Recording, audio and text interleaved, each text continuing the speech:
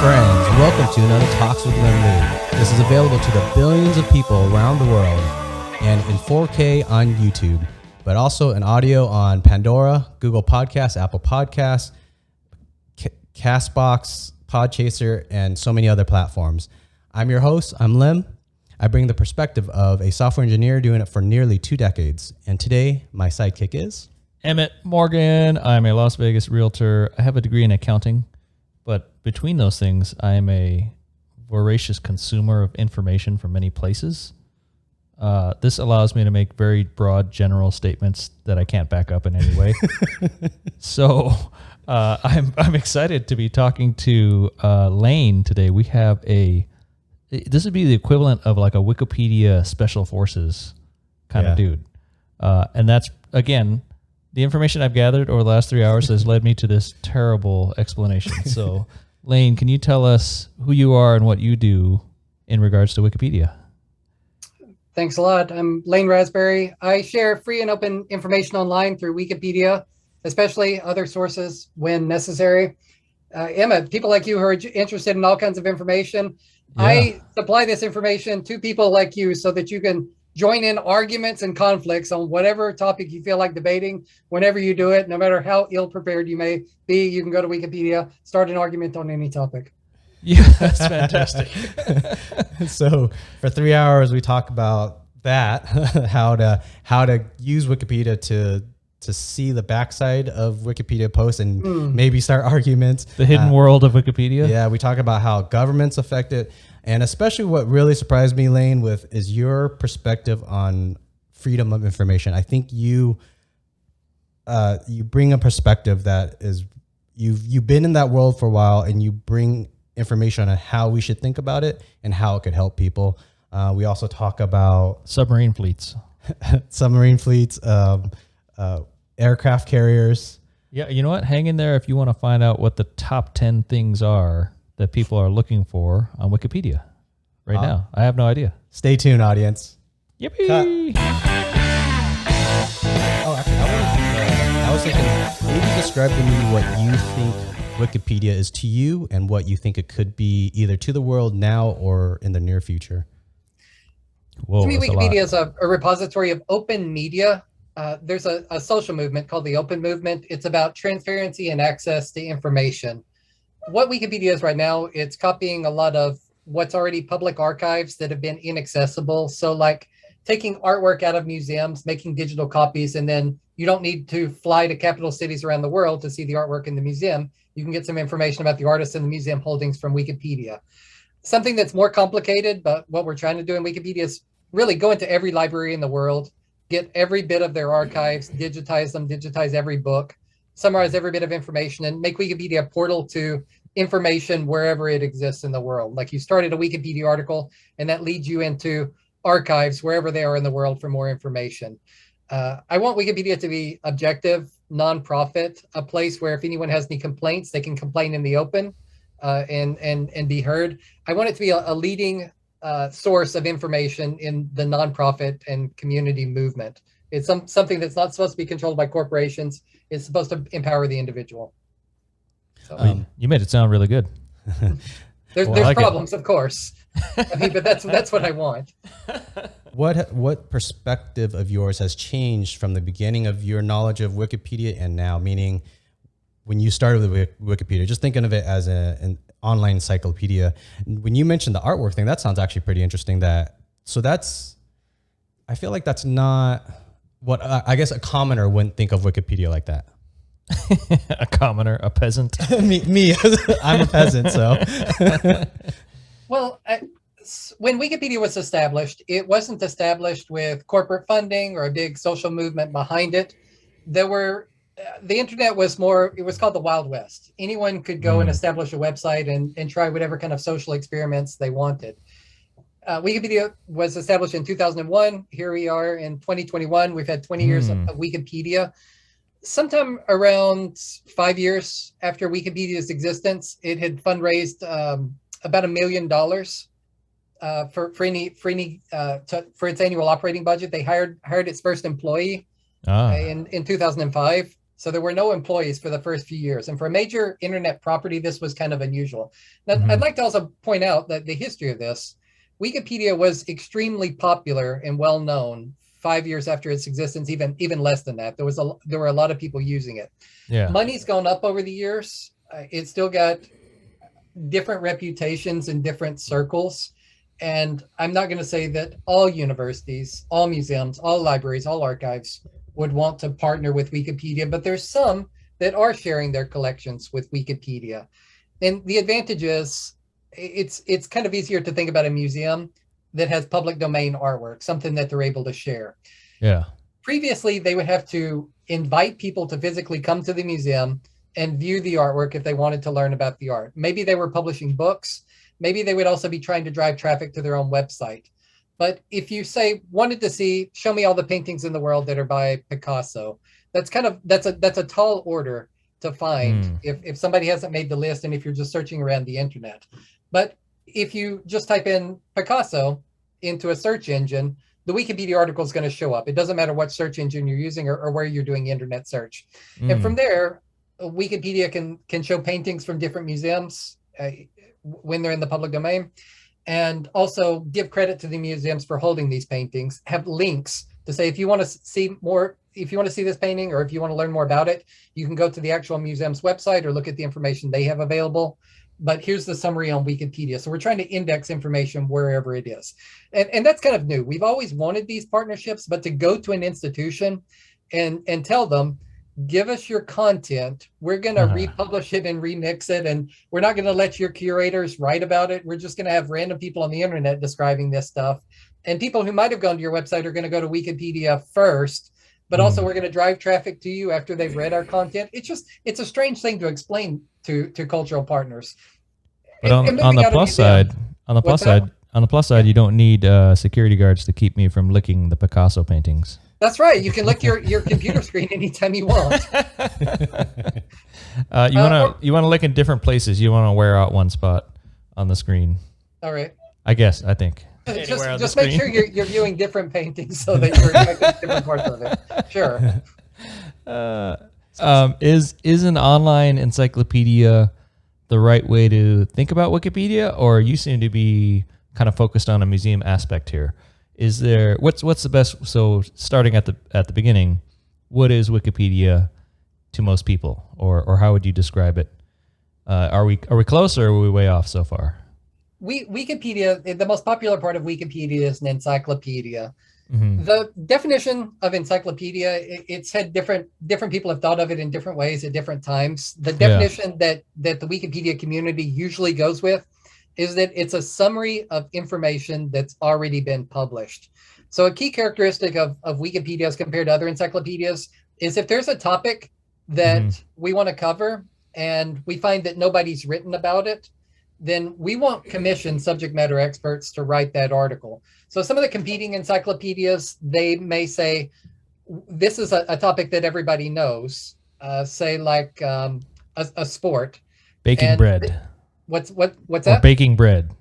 Sure, the baking bread. So they may go to a baker and say, tell us what bread in society is right now. And they get a contemporary perspective and they have that person contribute to the encyclopedia. We never commission the original creation of content in Wikipedia. We only summarize what somebody's already published. And so this also means if there's a topic that a lot of people are discussing and the sources that the readers are able to find, our editors are able to find, aren't very good, then we don't get an expert to fill in the blanks. We take those bad sources or mediocre sources, summarize them as best as we can, and that's the fullness of the Wikipedia article.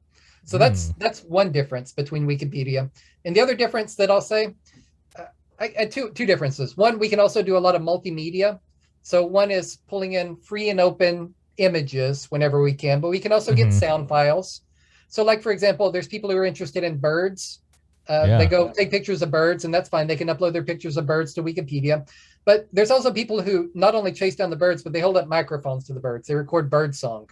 So Wikipedia is an excellent library of audio files of different bird songs. So we've got the images from the birding community, and we've got the audio files. So all this multimedia. But the other thing that I think is bigger than the encyclopedia and bigger than the multimedia is this aspect of it called wiki data, which is the okay. conversion of all information into structured data, which is much more remixable. It's having a much bigger impact on the net, because from the data you can get out a lot of other information. Whereas if you're just having humans write text or humans import pictures, you're limited to what humans can do. But data, the advantage of data is increasingly machines are going to start writing Wikipedia, which is where we're getting into very new technology and new territory. Oh, so what data set would a normal human, what would I be interested in that I'd go look at your Wikipedia and see some data on? Like car accidents, or what's that? Like car accidents, or what would be some data I could access? Well, one of the big activist data sets that's being curated is gun violence in the United States, especially by police. So we were just talking about that, yeah. If someone were to go to the government and want this information, then there's different political reasons why it's hard to get access to information about when the police have done violence on citizens. They don't want to do it. It makes a lawsuit. But there's different people in Wikipedia that every time there's police violence, they're making digital records of this happening, even if it's just mentioned in local newspapers. So you can have a small town newspaper, a small town news source. This doesn't make national news. Yeah. And then somebody will make a Wikipedia record of it. Because like I said, Wikipedia is a summary of what's been published. Can I throw one in there? Actually, so last year during COVID, I was tracking like the US data. And then I was enjoying comparing it to like Vietnam, because my family's from Vietnam, and then just looking at other countries to see how bad America was. But I started noticing certain. I'm enjoying this. It's Las Vegas and Nevada. The numbers were like 9 days old, and I was like, "What the fuck? Why isn't somebody in Wikipedia updating this?" I was actually using Wikipedia as a source of information.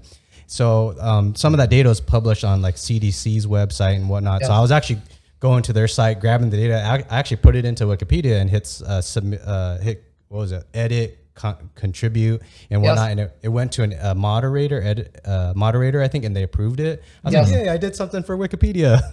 Oh, that's great. So this did happen. So people around the world were reporting their local COVID statistics, and these would appear in Wikipedia articles for COVID by location. So certainly every country in the world, there were some cities or certain demographics that also reported COVID information. And when this information went into Wikipedia, because Wikipedia is digitally native, that means that other search functions on the internet, I mean, search engines like Google and Bing or social media platforms, they could pull the information easily out of Wikipedia because Wikipedia had already formatted it for digital reuse. So when you put the information in Wikipedia, it's not just about putting it into Wikipedia. You're putting it into something called the linked open web, or the linked open data cloud, where other people can republish it. LODC. Yes. I like that acronym. Is there a way to describe that easier, or was that linked? What was it? LODC. Linked open data cloud. So So linked means that when you're searching for one topic, you can find cataloged a hierarchy of other topics. So for example, if you're searching for city data, then some topics which could be linked are epidemiological records, in this case COVID, but also things like financial records, the income or whatever public finance records are, population, weather, all the kinds of data sets that people would expect to be associated with a city. And these can all be queried. When I say open, that means that anyone can export this data and do whatever they want, and they don't need a lawyer's permission. It's just the permission is granted through the website. You can reuse it. You can do whatever you want with it. And by data, I mean that it's formatted in such a way. The difference between data and information, these terms are kind of fuzzy, but data in general, when someone's talking about data, that means that a computer can read and interpret it. It maybe a human's going to look at it also, but data is formatted in such a way that computers are able to publish it. By chance, is it kind of like, I'm just going to throw out a random idea as you're talking about it and how I'm conceptualizing it, I guess. So like say if you're curious about a city and then maybe you're curious about the weather history, is this data set up where maybe you're searching San Diego, but yet that same data is probably set up for like South Africa, where you could just pull where the city is probably the category, Johannesburg, and then Oh, yes, it's Johannesburg. And then weather is the next topic, or I don't know what subcategory. So then you could get both datas. Is that something? I don't know. That's what I'll. That's exactly right. So I'll tell you. So suppose there's a meteorological data source, a government weather agency in one country and a government weather agency in another, and they have a history of reporting data. Maybe they're not publishing it for computers, or they're not publishing data, they're publishing information, say. So they have one format for publishing it in one country and one format for publishing it in another country. But when people import that data into Wikipedia, we standardize the way it's reported so that you can ask a computer, show me the data across different locations. And another thing about Wikipedian data, supposing one country is publishing in English and another country is publishing in another language. So they say the word temperature and they don't say it in English. When we import it into Wikipedia, Wikipedia exists in many different languages. And so we also translate these concepts. So someone could ask, what is the temperature of a given city, or what are the cities in the world that have the highest temperature? They can ask that question in any language they want, and Wikipedia will still give them an answer. You don't need to speak English to pull out data. But is Wikipedia Fahrenheit or Celsius? Both. So it's Fahrenheit in the United States, and it's Celsius for the rest of the world. So that's the advantage of having data. You can convert monetary units. So show if it said this building costs whatever to build, you can see that in whatever currency in the world, or this is the GDP, or this is the distance in kilometers or miles. A computer can translate this very easily. Yeah, I should have worn my Wikipedia shirt. Damn it! I totally went over you my head on that one. Yeah. So okay, go change. I'll connect. I actually may go change, but I'll connect my story to the question that I have. On Wikipedia, sometimes you'll see a thing that says we are a nonprofit. Please donate money, something like that. Yeah. So it had a like a $20 donation thing, and you get a T-shirt. So I did that. Yes. Then, for whatever reason, I decided to go to Reddit, and people, I forget what I was searching that was connected to that. I probably watched Wikipedia something, but I started seeing people saying, hey, Wikipedia has a lot of money. They don't need those donations. So now just what's your thoughts on that? Meaning, when I read it, people were saying Wikipedia has a whole lot of money. They don't need donations. And I thought that was kind of weird for them to say that on Reddit. That's what I remember. Are you saying you got ripped off on the T-shirt? I love the T-shirt. I wear it all the time.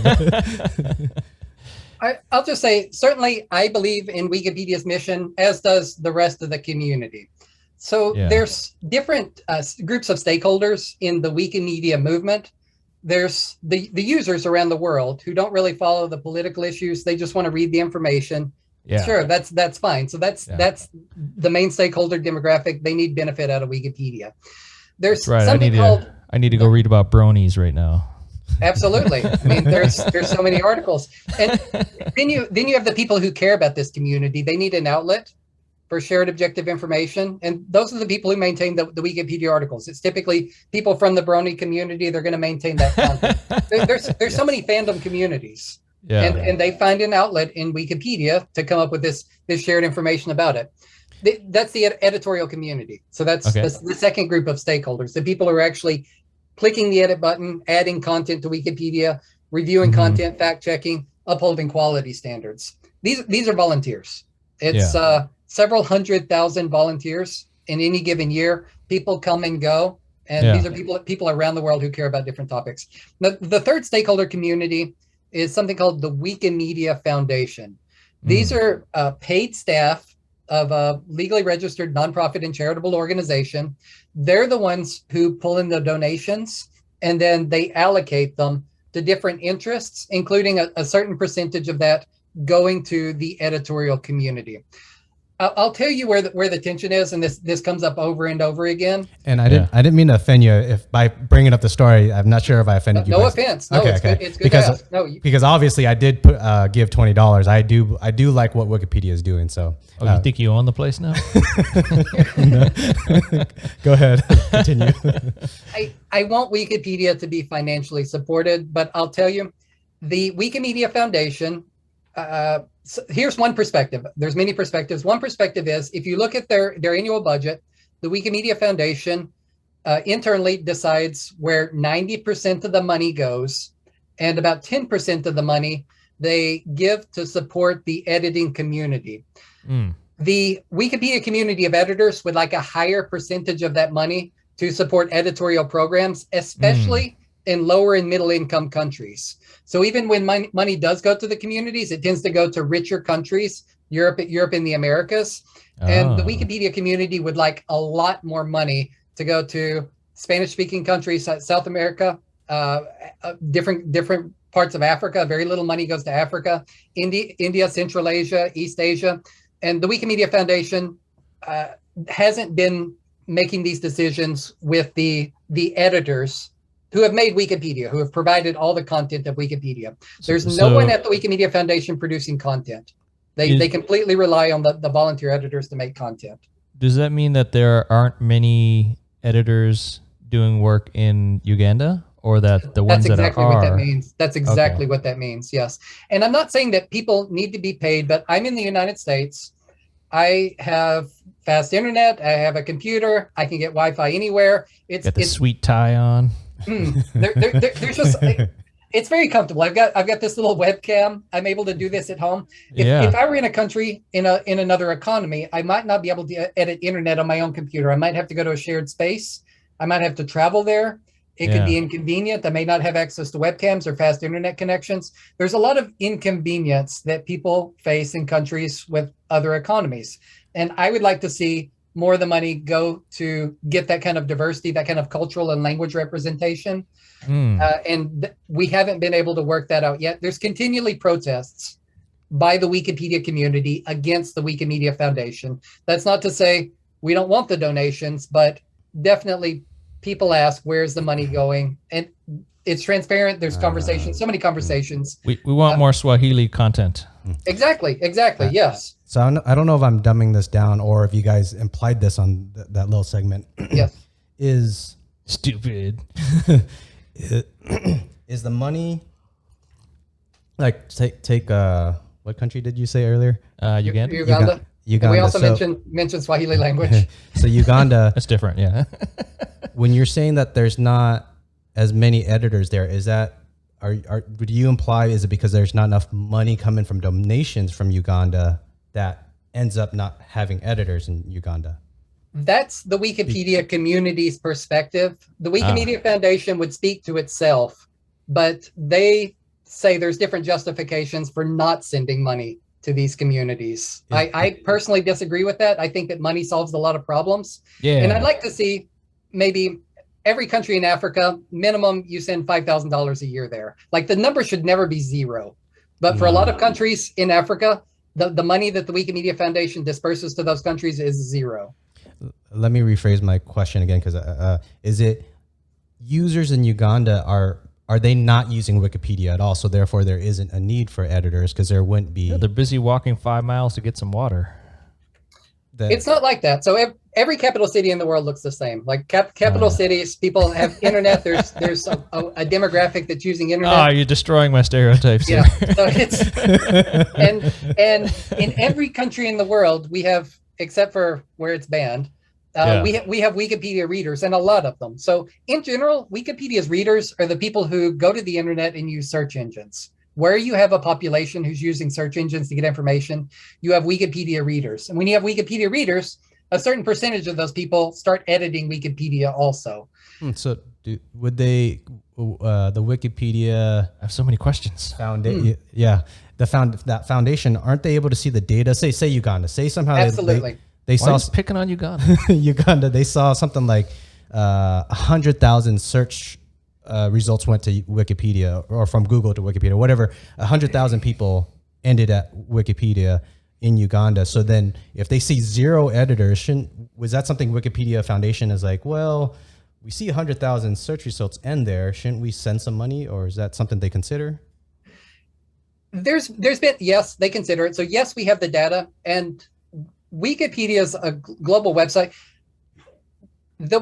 The numbers say, what the Wikimedia Foundation reports is that Wikipedia gets 1 billion unique readers every year. And it's been this way for some years.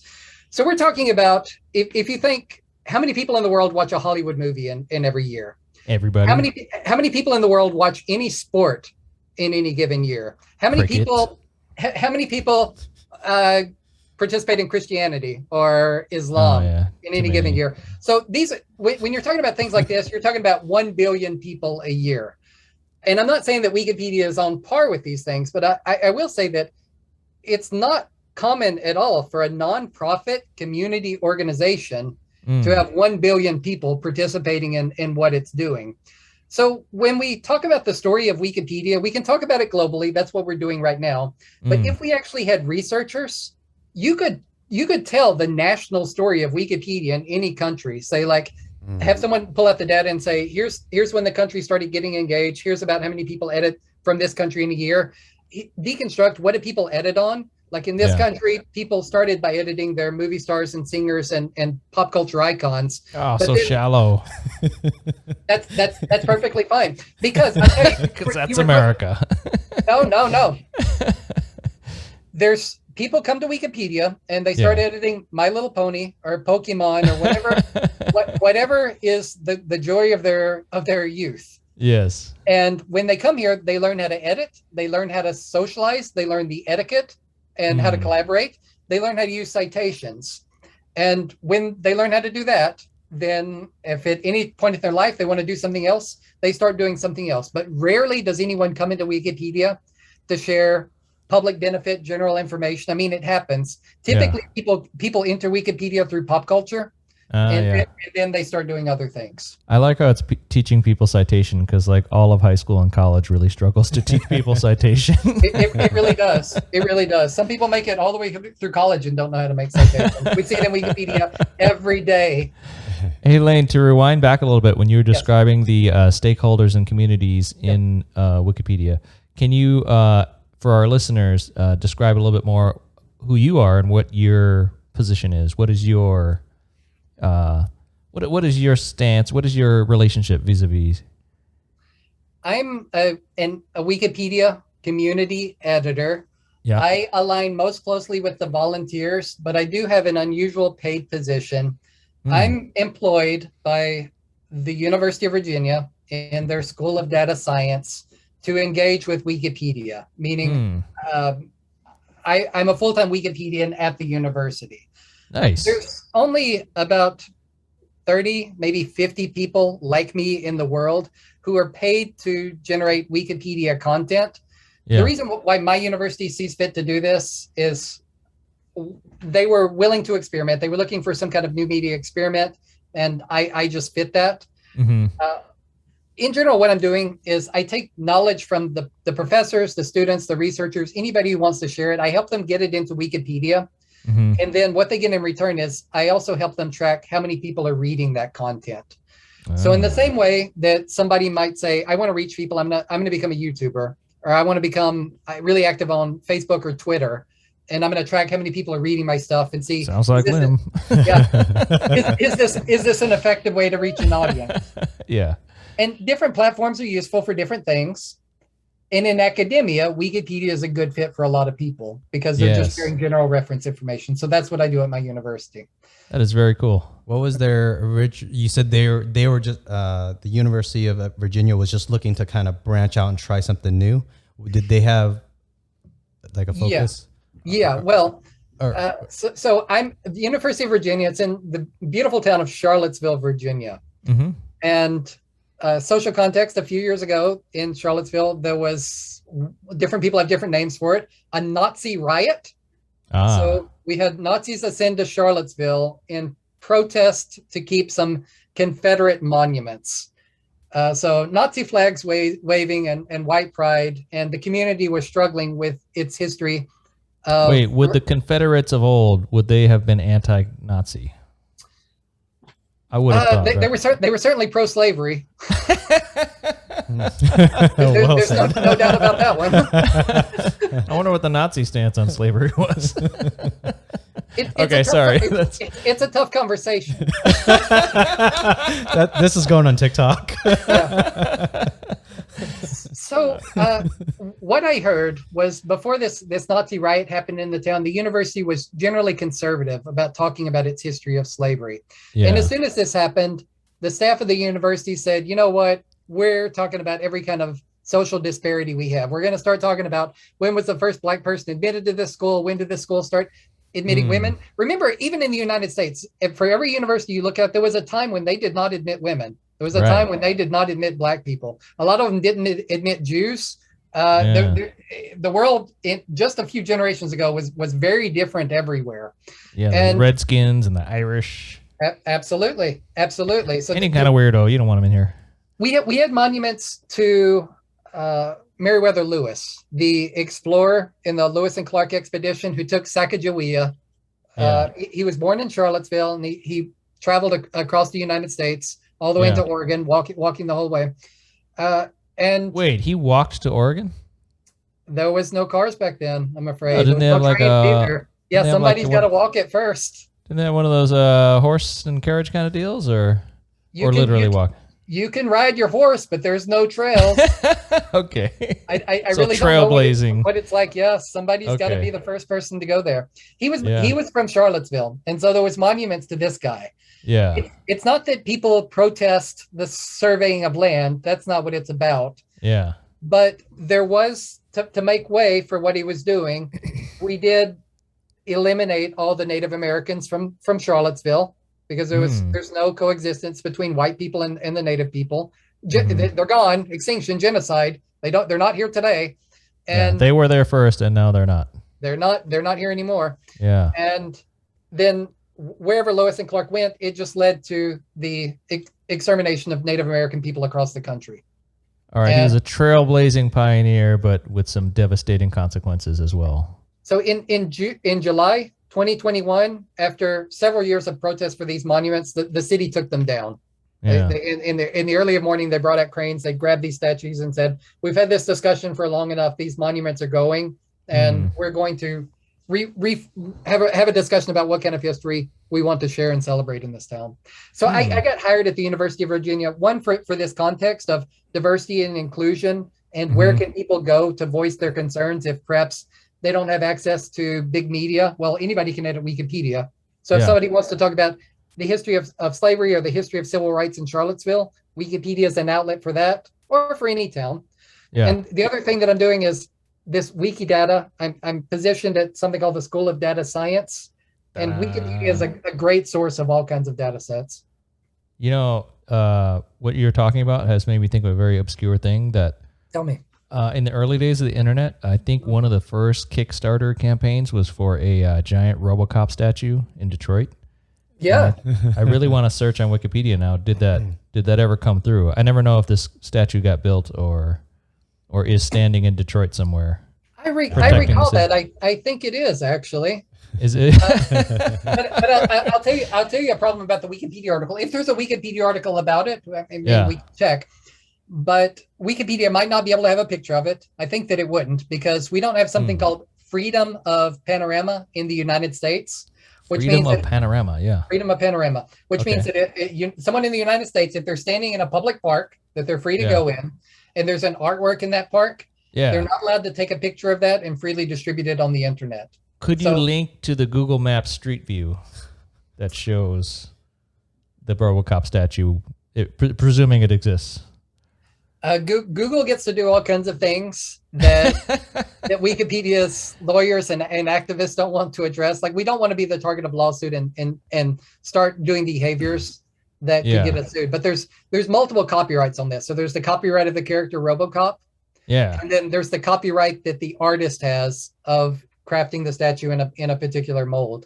So if we had a Wikipedia article for this, we can't even show the statue. And this comes up. What about the will of the people? Well, we want Robocop. They'd be more activists. You want Robocop. I want Robocop. Damn the rights. I think if it's in a public place, then I think people should have the right to put pictures of it online. I agree with you. Yes. By the way, hey, I think you mentioned earlier also that certain countries censor Wikipedia. Yes. Is that China, or is there a short list of countries that do not let people look at Wikipedia? We're definitely including China. So China does not let a billion people. You can't access Wikipedia behind the Great Chinese Firewall. Is that correct? I'm not Chinese, and Chinese people would be able to speak for this, but the answer is I would say yes and no. So Chinese people in mainland China cannot go to Wikipedia. Until recently, people in Hong Kong could. The situation in Hong Kong is changing, but Hong Kong had a very, very active Wikipedia editing community and very politically active people in general. Yeah. There was also a community in Macau, that's Portuguese China. Yeah. And Gamblers. Then Taiwan. Yes, exactly. So Macau, Taiwan, and Hong Kong historically have had. Well, I'll go to bat and call. I'll call Taiwan a separate country. You're not John Cena. I'll take that stance. I'll say Taiwan is good China. Believe me, there's people who come to Wikipedia articles. So every territorial dispute, yes. People come and say, Wikipedia, I need you to change the way you've drawn your maps. So India, yes. Pakistan, and China, and Japan, and those little islands that may or may not be part of Korea. Or look, Korea, Lane, those islands that may or may not be part of Japan. Lane, yes. Taiwan has all of our semiconductor chips right now. We need them. All of this podcast activity is not possible without Taiwan pumping out semiconductor chips. There's so many CPUs and semiconductors right in front of us right now. I advocate for free access to information in every country. Without the hardware, there is no access. We need open hardware too. We shouldn't be beholden to copyrights and patents for hardware. Anyone should be able to print chips, and we need to know what the chips are doing. It needs to have an open design so that we can know, does it have a backdoor? Can someone spy on us if we're using this? How much privacy do we have when we're accessing websites? Can we achieve privacy? People need to know these things. And if you have closed hardware, I was telling you, I'm an advocate for the open movement. Yeah. This applies to hardware too. You can't have secret hardware and consumer trust at the same time. One compromises the other. Yeah, but Lane, I can't invest $1 billion in researching, designing, and manufacturing these super awesome chips if you're going to let China come along and just steal my technology. We can't, but maybe the technology from a generation ago is good enough. And you'd be surprised. There's young people who rock up to China because you can't go anywhere else to do this. And they have a design for chips, and they publish. Oh, you can go to a mom and pop's old-fashioned chip manufacturing shop, and you can get your own chip pressed in China. That's something that some people do. Where they have children working the machines. No. Whatever the case, we need more data or public discourse about it. They're fast. They got small fingers. Very accurate. By any chance, from a big data side of things, are you able? Not you, or is Wikipedia able to kind of see, like, say, Hong Kong, Taiwan? Mm-hmm. If people are not using Wikipedia, does that mean like China's coming into Taiwan and taking more control? Or I don't know. Is there things on a big data side that you're able to see? So most of the traffic with Wikipedia is public, but there's aspects of the traffic that's private for personal reasons. It can happen that when you're sharing big data sets, you think it's aggregated, you think this is global data, what can go wrong with sharing it? But even when you're sharing data sets like this, and it's just kind of a surprise, sometimes it makes individuals uniquely identifiable. And you might ask, how can you identify one person if you have global Wikipedia traffic? Yeah, I can't easily explain this, but if somebody is visiting some weird website and they get connected to another website, sometimes they get uniquely identifiable. And then you've identified somebody as a dissident. They're looking up politically controversial stuff. So while there is this kind of information, we get the information about how many people are reading different articles. There's some of this information is private. That said, the Wikimedia Foundation, they do have this kind of information. They could be doing research. Right now, there's just not the will or the aptitude or the labor capacity to be asking these kind of very particular questions, especially when the political situation changes year after year. Yeah. What we really want is for everybody to have access to information. And when you have some kind of repressive government, we don't immediately run to research it because either it's going to get better or it's not. And Wikipedia doesn't have access to change that. North Korea. Yeah. Russia. North Korea, of course. That's another country that restricts access. Turkey restricted access for some years. Yeah. They had some political strife and they just cut off Wikipedia for several years, saying no one could access it to read Wikipedia articles about different political things in Turkey. Pakistan has cut off Wikipedia before, Some Central Asian countries have from time to time. Even France, they didn't cut off the entirety of Wikipedia, but there's a case that we talk about. It's celebrated where somebody who is known to be a Wikipedia editor in France was taken in by the government and ordered to delete a particular Wikipedia article. So these kinds of things happen even in countries where people expect their freedom. Did that have to do with politics, or what was that? Or can you talk about it? Yeah, sure, I can talk about it. So it's well known.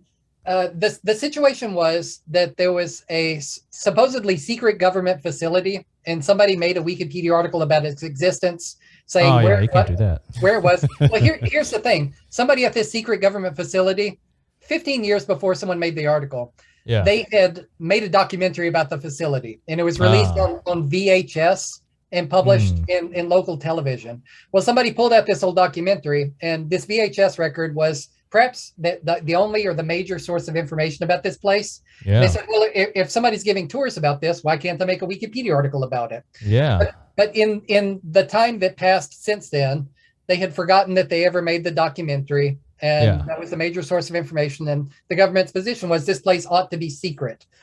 Yeah, we spent a lot of years waiting for people to forget about this. You can't be digging up old VHSs. It gets dug up on Wikipedia, but it exists anywhere in the world. Hilarious. Well, you get all our secrets. What you say, and you remember it forever. That's what happened. Yeah. Yeah, that's interesting. Here in Las Vegas, we have a famous Area 51, which exists, and people largely think alien stuff's happening there. It's not really alien stuff, but there is a military base that. Yeah. You know, a lot of it has to do with aerospace, right? A lot of jet airplanes and in some way you got to keep some stuff secret, right? You can't give all your secrets away if you have a credible threat to your safety and security. Creditable. That's my perspective, but yeah, I see what you're getting at. Yeah. If there was somebody ever at Area 51 who took videos and then published them online, like that would be a conversation in Wikipedia about, can we take information from there and adapt it to include in articles? I think the Air Force would also want a conversation with you. They might show up at your door with some paperwork. When you spoke about freedom of information and then freedom of hardware, what on the whole spectrum of freedom of that in that nature, freedom of hardware, something that when you said that, it made me think of Risc-V. Have you heard of Risc-V CPU? So there's an architecture for CPUs, and it's been picking up some speed in the last few years, but it's still not at the speed of what we know of most laptops and CPUs right now. But they're making some big headway, and I don't know, maybe 5 or 10 years they can compete maybe. So anyways, is there any other things in your open hardware? Hardware, exactly. It's not my space. It's not something that I keep up with. I generally support openness and privacy and power to people. So if you have this technology, it may be a generation behind what you get from commercial vendors, but you get this privacy and this openness, and that's attractive to some people. And I would like people to have the option to use their computers, use phones without having continual surveillance. And if that's important to somebody and they're willing to use this technology, I want it to be available. I like the idea of people having trust and being able to have private conversations that aren't tapped. And if you're using an Apple product, you should just assume that if any government needs to hear you, they're going to get access to your information. Oh, burn Apple. or Google, all the big tech son of a bitch. Every tech company, Facebook, Microsoft, Amazon. Any of those companies are going to do whatever they want with the government. Wait, so Risc-V is RISS? RISC and then V. RSCV. V as 5, but RISC. Okay, and this is a open architecture, meaning people can see and contribute to the design of a microprocessor chip? Yeah, I think it's similar to, there's a, and it's like right now they're at like 90s level speed. I think more than that. I actually bought one. It's kind of like remember the Raspberry Pi, the little computer unit that could run Linux on it, but it was pretty slow. Yeah, if you want a lame homemade robot, you want to use Raspberry Pi. Yeah. So they have Risc-V processors that can do that, and they're making some big leaps supposedly where they think or what I've heard people think in 5 to 10 years it's going to catch up. So you're going to use this 2012 level processor with the idea being, I know that everybody has seen the design and that there's no secret backdoor correct monitoring. So for the most recent one that I could remember with Intel and AMD, what was it? I forget the name now. It wasn't. It's not I Wanna Cry. I think that was the virus. There was CIA. Anyways, there's one that it was. I think. Dang, I'm just totally ruining this segment. I think it was instruction set 23, where supposedly the conspiracy theory, because there's not enough data, CIA came to Intel and AMD and said, "Hey, we want access to that instruction set at 23, and you cannot release what this does." I might be off on the number. I think it was number 23 or 57. I think it was 23, but they cannot release what was written in that code. Yeah. And anybody that wants to develop on AMD or Intel, when they buy, it's like, I don't know what, a $500,000 contract to be able to write programs. I think at the CPU level, I'm probably destroying this, but they cannot release when they buy that contract. They also have to sign the NDA. Right. They cannot say what they even saw with instruction set 23. Yeah, you can't say what the CIA doesn't want you to say. Yeah. So it's not just about the right to produce the chips. It's also about the right to understand them and to publicly critique them academically, to describe their vulnerabilities to the public. Yeah. And that specific thing was so crazy that that instruction set 23 has been for 25 years of CPU production. So you're talking about from 2008, I think when it released 2018, all the way back to like 1990 something. Yeah. That instruction set was there. So you would only even have a chance to notice this if you're down in the machine level, the hard code that lives on the hardware, right? And even on top of that, actually, it was I guess just fortuitous, or not fortuitous. It was just coincidence that year where I was following some other programmers, kind of like white hat hackers. Yeah. And he was describing, hey, these CPU things, most of us don't have the hardware to even get to that level to troubleshoot it and try to test it out. Because you want to do penetration testing too. Like if you write some code at that level, you want to test to make sure, hey, if I send something in, is it sending the right thing out?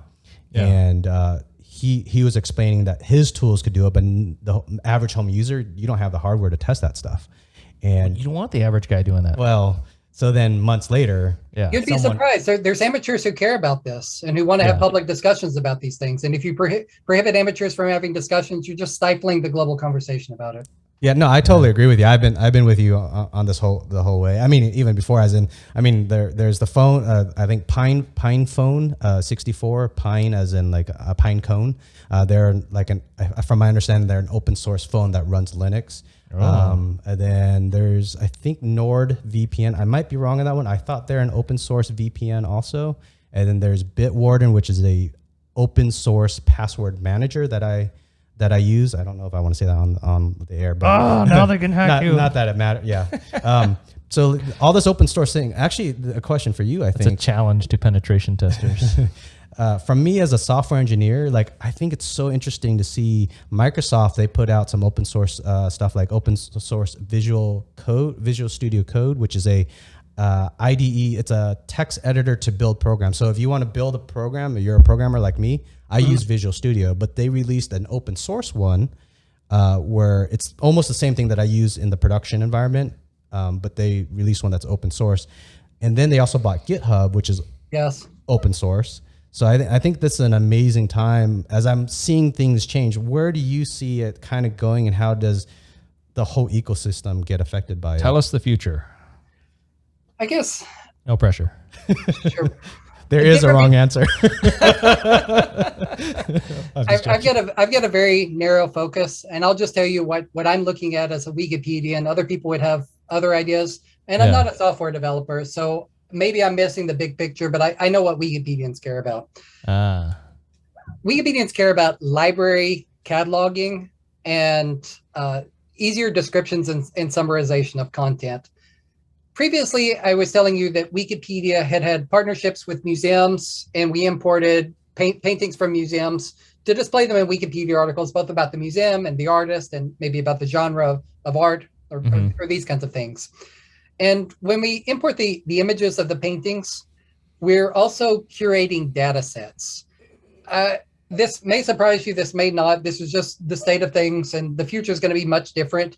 But nowadays, museums have different library cataloging systems, frequently that are not digitally based. They're based in the paper era.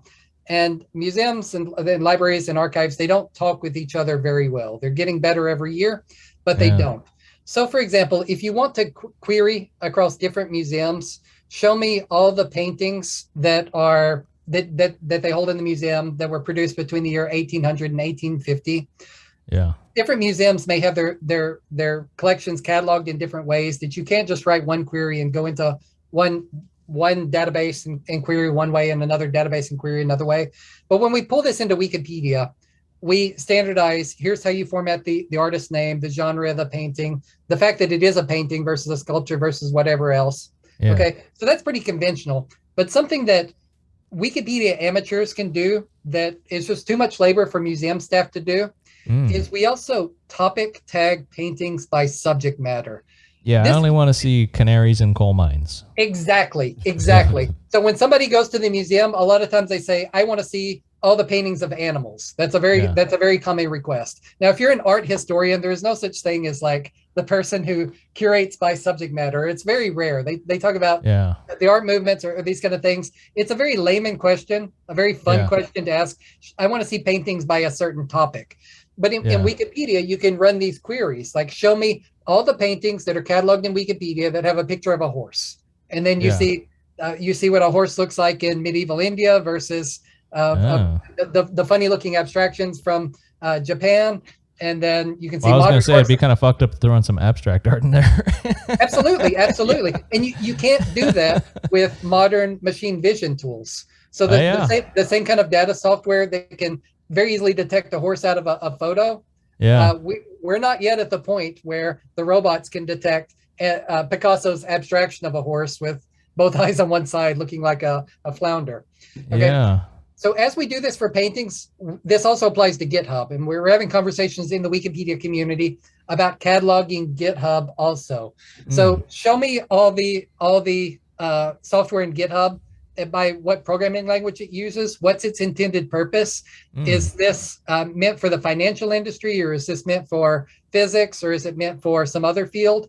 If you want to query GitHub, you can't currently do this. Somebody needs to curate it in so many different ways. I'll tell you something else about GitHub. So GitHub in academia, if some scientist is writing an academic paper and they use software and they write about it in their paper, too often they don't directly link. They say, we use this paper and it's in GitHub, but they don't make the link between their paper and GitHub, nor does GitHub link back to the paper. So that's unlinked data. And if you're talking about something critical, or if somebody's mentioning something, you really ought to link to the authority so that these things are interconnected. Wikipedia is talking about doing this, or we'd like to do it. That's just one of the big conversations that's happening. So I guess my question earlier about kind of asking you what you think the future is on some of this stuff, I'm going to connect maybe a little bit of a long story, but I'll try to connect it. It's going to talk about blockchains. It is going towards cryptocurrency. So me being a software engineer, I feel like I have a deeper understanding of blockchain and cryptocurrency than most people. I feel like I'm able to dive into the white papers and kind of try to understand what they're doing with the algorithm and whatnot. When I think about you and Wikipedia, I feel like maybe your idea of data and the freedom of data and what that can mean for humans, because you're at that level every day. I think maybe your perspective on it would be different than most people. So for me, like blockchain, I view. So actually, Lane did write on his questionnaire. He did mention that Wikipedia does have a big thing with cryptocurrency, and he wants to talk about. Oh, you guys conspired ahead of time. Yeah. So for me, cryptocurrency with blockchain and consensus of truth, there's this huge paradigm shift that I think it's weird to me that when I talk to people about cryptocurrency or blockchain, I think it's not even like 1% of people that see this paradigm shift that I think can happen. I understand that humans have to adopt it and stuff, but No, that means you're a visionary. Or you're cuckoo. Or I'm cuckoo. But I think for me, I guess that's when I see this with blockchain. When I ask you where do you see with Wikipedia the future of freedom of information, do you happen to see a future of freedom of information that's that others don't see?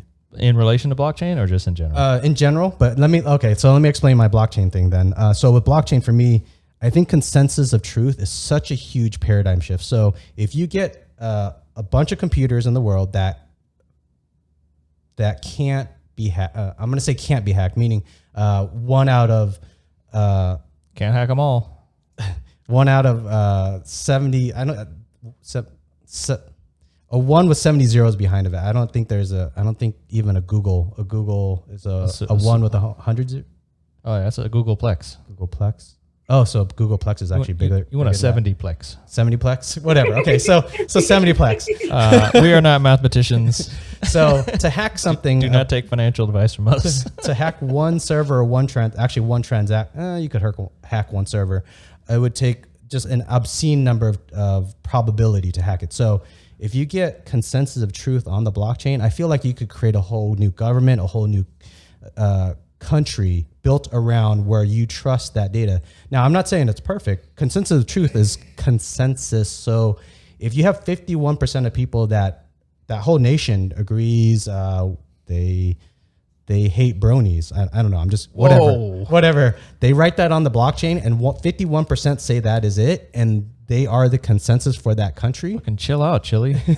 So that paradigm shift, that bronies wouldn't exist in that country. But so now in an abstract way connected to freedom of data, freedom of information, do you see that? See something? What do you do with this question, Lane? I can say that I appreciate the technology, but there is no such thing as technology in society without cultural relevance and significance. And I don't think that the technology is going to increase trust. There's a lot of misinformation going around, and we have lack of consensus on some basic scientific truths, like should you get the COVID vaccine? Scientists all are on one side of the issue, and then there's many people on the other side who won't believe scientific consensus, won't believe the papers that are published, say the opposite of what global and professional consensus is, and say that there's danger in these kinds of things.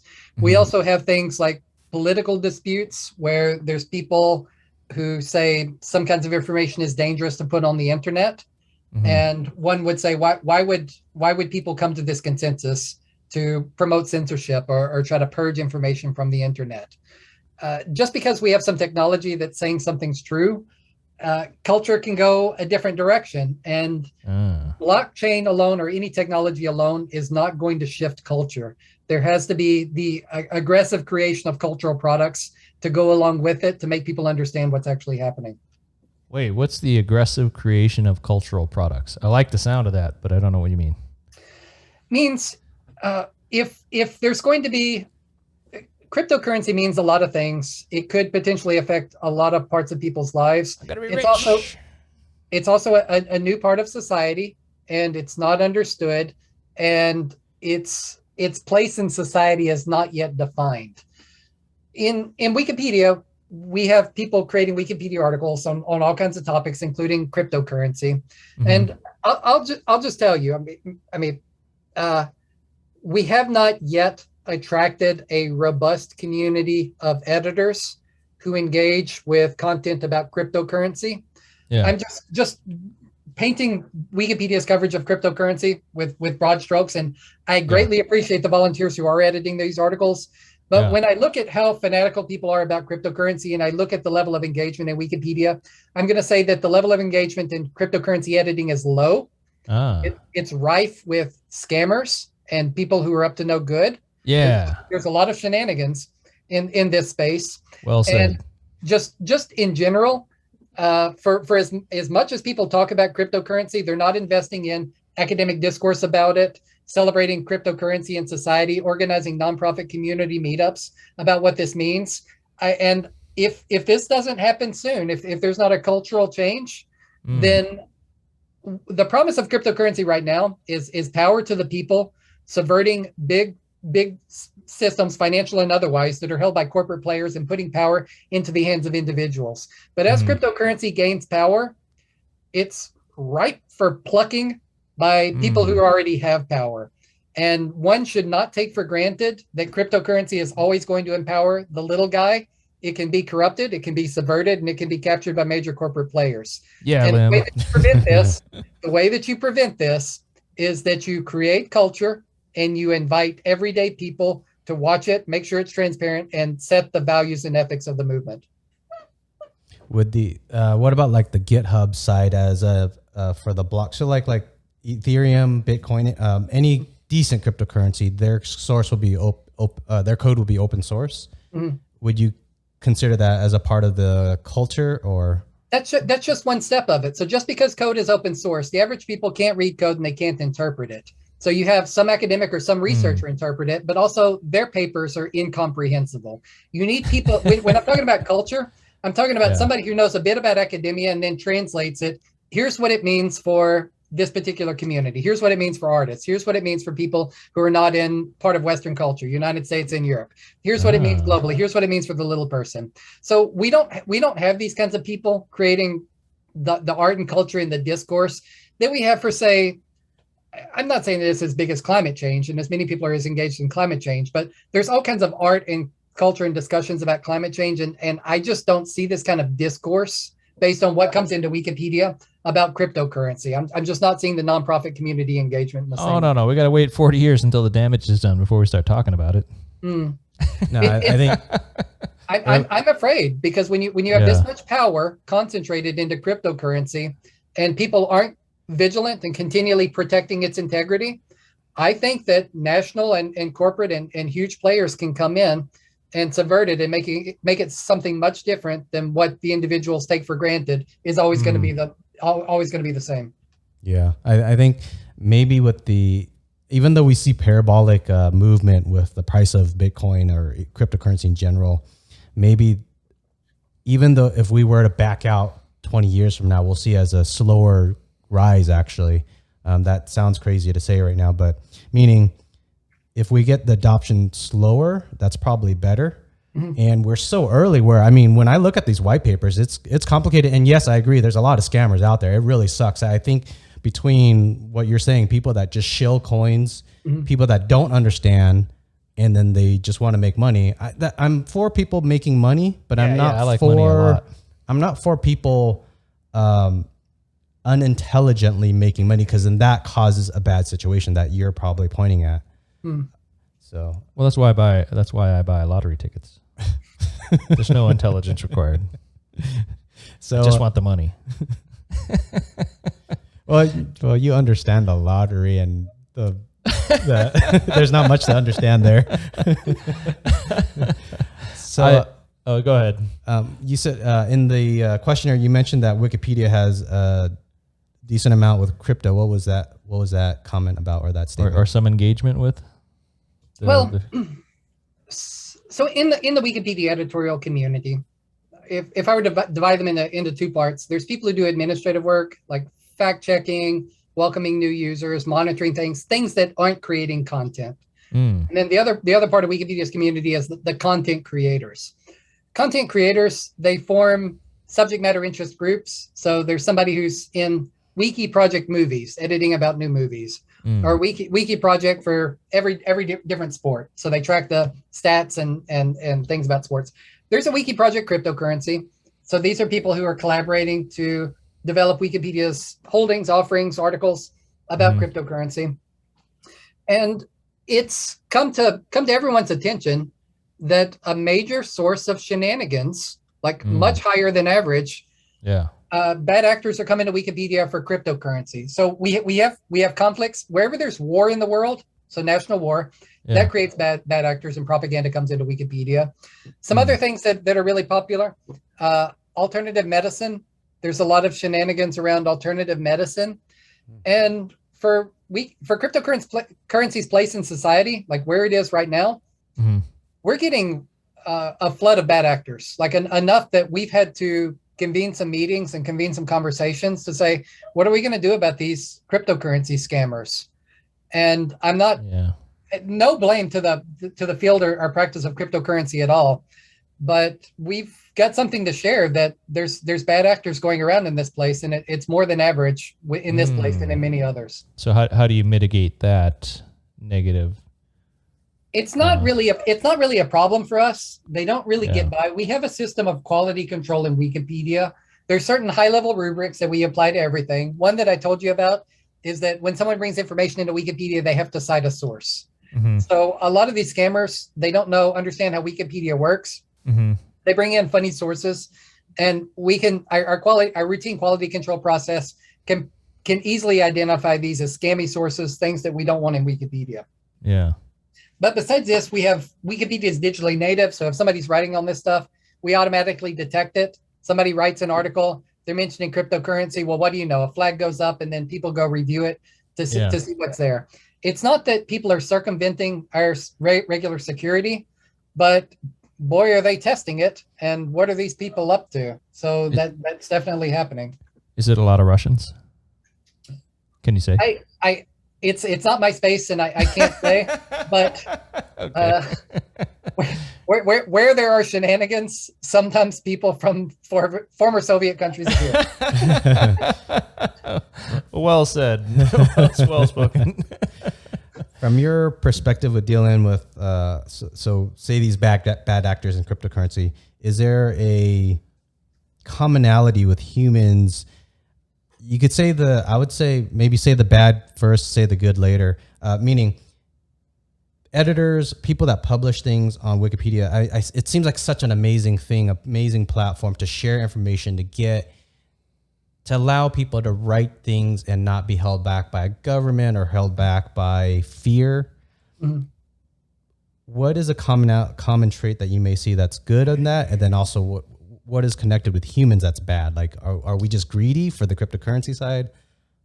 Are we just too selfish? Yes. Well, too tribal? What I like about cryptocurrency and what appeals to the Wikipedia community in general is these concepts of individual empowerment, communities being able to do things without permission from a corporate or national actor, restrictions from censorship or different kinds of regulation to do things that are normal human behavior, interacting with each other. The ability for people to make decisions and to come up with technology on their own and to try new things out. So these are all values of the wiki community and the openness. Some things that are problematic for the Wikipedia community, I would say number one problem is looking for identifying the experts and authorities in the field. Yeah. The kind of authority that Wikipedia would most respect is, say, a very transparent, well-funded, nonprofit think tank that collaborates with academics at different universities around the world, activists in different spaces, artists, social thinkers, ethicists, and then is kind of guiding thought and convening tough conversations in the field. And so far as I know, there's no such organization that exists for cryptocurrency.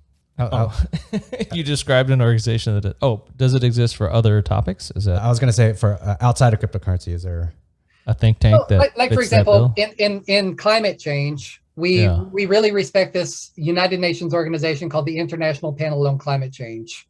They publish very authoritative reports, and we go to them as like a deal breaker. In medicine, there's all kinds of things published.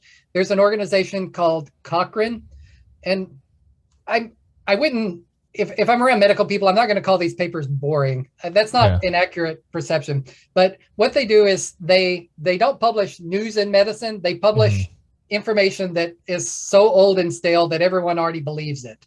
So like they give you, when they publish a paper, it's like, here's what people were believing 5 years ago or 10 years ago, but then they publish the paper now. Smoking cigarettes will give you lung cancer. This kind of thing, like the things that people already know. So it's a great authority. When Cochrane publishes something, it tends to be non-controversial. They're like stating the obvious, and people would say, "Why are you even publishing this?" But for Wikipedia, use this vaccine for Spanish flu.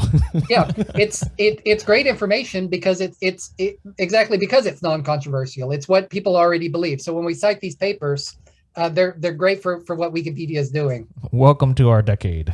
Yeah. So for the average user like myself, I don't go to Wikipedia often. I bet somebody in America might say, hey, you can go look up stuff on Wikipedia, but any jerk can go edit stuff on there. Like, that's not true. Just because you cited Wikipedia doesn't mean that, I can believe that information, right? Isn't there a lot of questioning about the veracity of Wikipedia because it is contributed to in a very open way? So how would you, I guess based on what you're saying so far, that sounds like there's a lot more a lot more oversight and quality assurance than we, the public, think is happening at Wikipedia. Can you talk about that? The average person's disbelief of what might be on Wikipedia. There's a lot of quality control in Wikipedia, and what I'll say about it is that there's different ways that people can get public records of our quality control processes. And if somebody really cares to do the research, and many people have, you can read what the processes are in place. So that's like the fullness of the answer is that our data is open and people can examine this without seeking permission from anybody. You can just go do it. Typical university professors could get a very long way with our open data. Now, for everyday people, the way that I would explain Wikipedia's quality control, and this has been in place since the very beginning, the foundation of Wikipedia is that when somebody shares information, makes a claim, that claim has to be matched with a citation to the source from which it came. We don't let people take claims out of their heads and say, I said this, I know it's true, therefore I can put it into Wikipedia. You have to cite a source. And if there's no source, it can't go into Wikipedia. Yeah. Now, when there's sources, and here's where we're getting into new technology, and one of the directions of development in Wikipedia, data science, more structured data. Yeah. We're identifying everything that's ever been cited into Wikipedia. And if there's a particular publication that people have challenged repeatedly, and maybe you've never heard of this publication, maybe it's pretty minor, and maybe it's in another country and there's no way you would have heard about it. Yeah. But we're cataloging, when do people object to some publication and why did they object to it? Did they say that this doesn't have high journalism standards? And supposing we only get a complaint about this publication like once a year, but then it adds up over the years. It's infrequently cited, but we keep these records. And as we have more and more structured data, we're trying to create profiles of every knowledge source, meaning a publisher or an author or whatever it is we're citing. We're trying to grade these to find out where are the complaints, what are the objections, how do we separate what's controversial from what's really factually inaccurate. And we're creating a database of this. The project's called WikiCite. So the goal of WikiCite, different goals. We're starting with academia and WikiCite, but it could expand to say, what if we had profiles of every newspaper in the world? What if we even had lists of every newspaper in the world? What if we had lists of every article in every newspaper in the world? And we could start having people give feedback on these about when they're factually accurate or when do they conflict with other sources that people are citing? Can we even note that? Yes. So based on what you're saying, like say if I had a wild hair up my ass and I want to go, who's the president of Costa Rica? So I go look up, president of Costa Rica, and there's an article about some person, right? Yes. Are human eyeballs literally verifying all that info, or that info just has to have a source and Wikipedia in an automatic way is kind of evaluating and disqualifying sources? Sure. Where we are right now is that with English language content, it's approximately true that human eyes review every edit that's coming in by English. Oh, wow. And unless it's just so obviously bad, we have computer checks. So if you use profanity, if you're editing the Wikipedia article of the president of Costa Rica and it's a string of profanity and a picture of a penis, then he's fucking awesome. Yes, the bot detects that you're up to no good and it automatically reverts what you're doing. But if it seems best stick in the country, yeah. But if it seems plausible, if it doesn't get, if the computer filters don't get it, then it gets kicked to other computer filters for other kinds of checks. There's so many bots going around Wikipedia and checking things, but in English language, humans check it.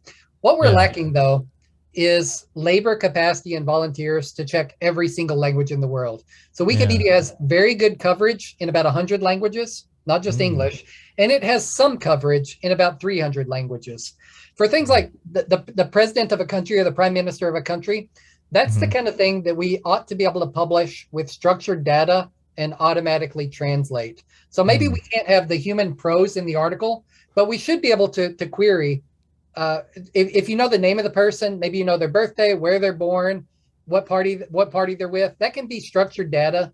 And we can have the machine automatically translate some of this information. It's not going to be rich human prose, but anyone in any language should be able to read who is the president of Costa Rica and get a general biography of them. I'm going to go get my Wikipedia shirt. I'll be back. Okay, so somebody using Wikipedia in Swahili could figure out. Exactly. Swahili to Spanish, or Swahili to a Central American indigenous language. Like or supposing there's an indigenous language figure, and this happens from time to time, or someone who's a celebrity in Swahili culture, and someone writes the article in Swahili.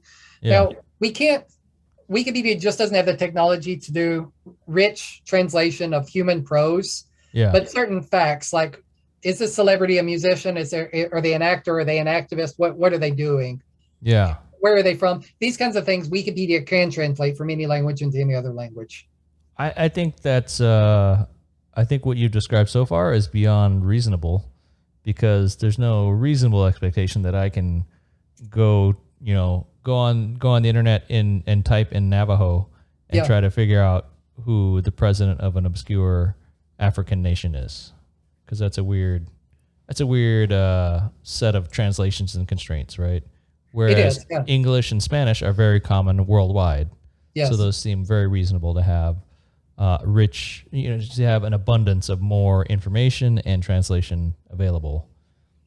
Just that we haven't reached every corner of possibility yet, right? With what the way Wikipedia is doing it, so there's this project. It's in development. It's called Abstract Wiki. Yeah. It doesn't exist. I mean, we have pilots for it, but it's fill in the blank Wikipedia. So for biographies, the way it is blank was born in blank year in blank space. Oh, Wiki Mad Lib. Yeah. So you just fill in the blanks with their name, their date of birth, their occupation, what they're known for. So it's you draft out this text and then you just fill in the blanks from a database about their occupation, what they're known for, what they did. So I give you a practical example of how we're trying to use this. There's an active global LGBT community in Wikipedia, and something unusual about LGBT people is that you roll the dice, and LGBT people exist in every culture, every language. Like somebody's number comes up, and then you're gay, and you could be anywhere in the world from any kind of background. So even if you're in Iceland, there are some non-hetero people around. There are, yes. Okay. Even if you're in countries where the government says there's no gay people, like Iran. There are no gays in Iran. Yes. What do you know? Those people show up on Wikipedia and they're editing in Farsi language. Aha.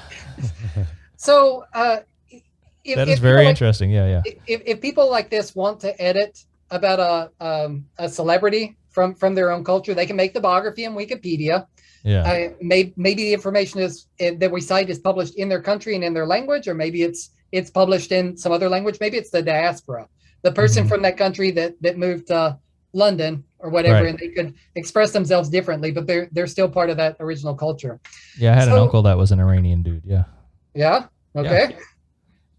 Yeah. We have a lot of Iranian Wikipedia editors. They're highly politically engaged over there and do a lot of publishing in the Middle East. A lot of respect for academia in that country and culture.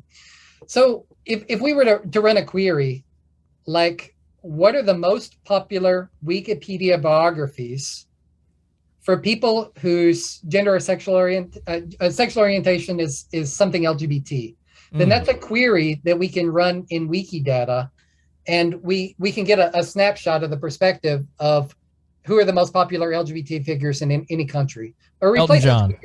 Could be. I mean, for some countries. Okay. But there's plenty of places that major gay figures in one country are just not relevant in other countries. Yeah. They may have their own celebrities that are unknown to the Western world, but they're known in that country. Wait, that's not fair. Is Elton John gay? I thought he was, but now I'm not sure. These kind of scandals come up. So there was so with Elton John. Elton John had a lover. This was in the past couple of years, and the British newspapers forbid the publishing of the name of this person within England. But Yeah. American newspapers didn't have any problems publishing this. And so, there was a conversation about should Wikipedia include information that's prohibited for publication in the UK, knowing that people in the UK are going to be reading this information. So that's a discussion that anyone can go in and see. These kind of things play out, that one country says that something can't be published, and what do you know? Wikipedia exists in every country, so another country can publish it. So what was the result of that? Did Wikipedia indeed publish what UK did not want published? I don't know how it turned out, but I expect that the Wikipedia community, I'm sure that they asserted the right to do whatever they want to do, and they didn't have to be. They weren't beholden to the UK government. So it may have been published or may have not. I don't know the particular. We need the freedom of information. Yes. That's right. I'm gonna give a personal story about kind of, I think Emmett was asking earlier, how do you the validity of Wikipedia, if it's easy to edit per se, or it's false information can go in. So I worked at this healthcare company that provided Medicare, and they told me, the owner told me they were the first healthcare company. I might be messing this up. It's like 10 years since I worked there. She said it was the first healthcare company to provide additional services that the government added or allowed. So I thought that was a big thing. So I was like thinking, why don't you guys get in Wikipedia? And this is, at the time, I thought it was something noteworthy, like the first healthcare company to add something for Medicare. And so it was more, for me as an employee, it was advertising for the company. That was my objective. Oh, you commercialist bastard. Yeah. So I went into Wikipedia, I drafted all up to the format that they had, and I hit submit. And then you have to, at that time, this was 10 years ago. So there's like a console black screen, or was it black? I forget, where I had to wait for a moderator to review it. And I'm like sitting there waiting. And some moderator came through and read it. And they're like, this is not what he said, this is not a newsworthy or a fictitious big event that requires a Wikipedia page. And I'm like, but it's the first healthcare system, first healthcare company to provide, I think it was something like that, provide additional services for Medicare. Yeah. And the guy replied back like, sorry, this is not going to make it to Wikipedia. So I think to kind of just add that there is moderation on this, and you can't just get any article published. You're saying the information is not free. Just that it's chaperoned. Chaperoned, yeah. Is that a good word for it? We have rules. So higher than the chaperones is rules, and you can always appeal to the rules. I'll say something about it. So nice shirt, Liam. Thank you. Not wearing a Wikipedia shirt. I don't know. I don't know why I didn't think about it earlier. Looking very smart. You're a goddamn shill. All right. So if anybody wants to donate to Wikipedia right now, go to wikipedia.org and put in your credit card info. It's always an option. Yes. If anybody wants to donate to Wikipedia, another way to do it is to invite a friend out to coffee.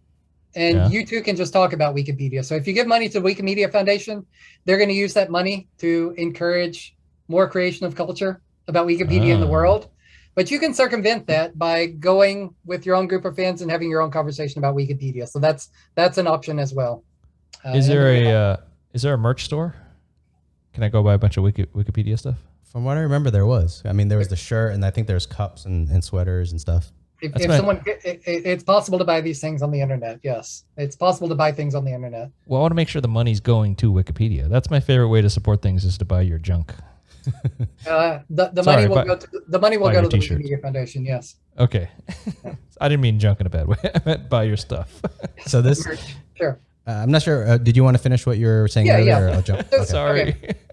So I said earlier that the building block of Wikipedia is the claim match to the citation.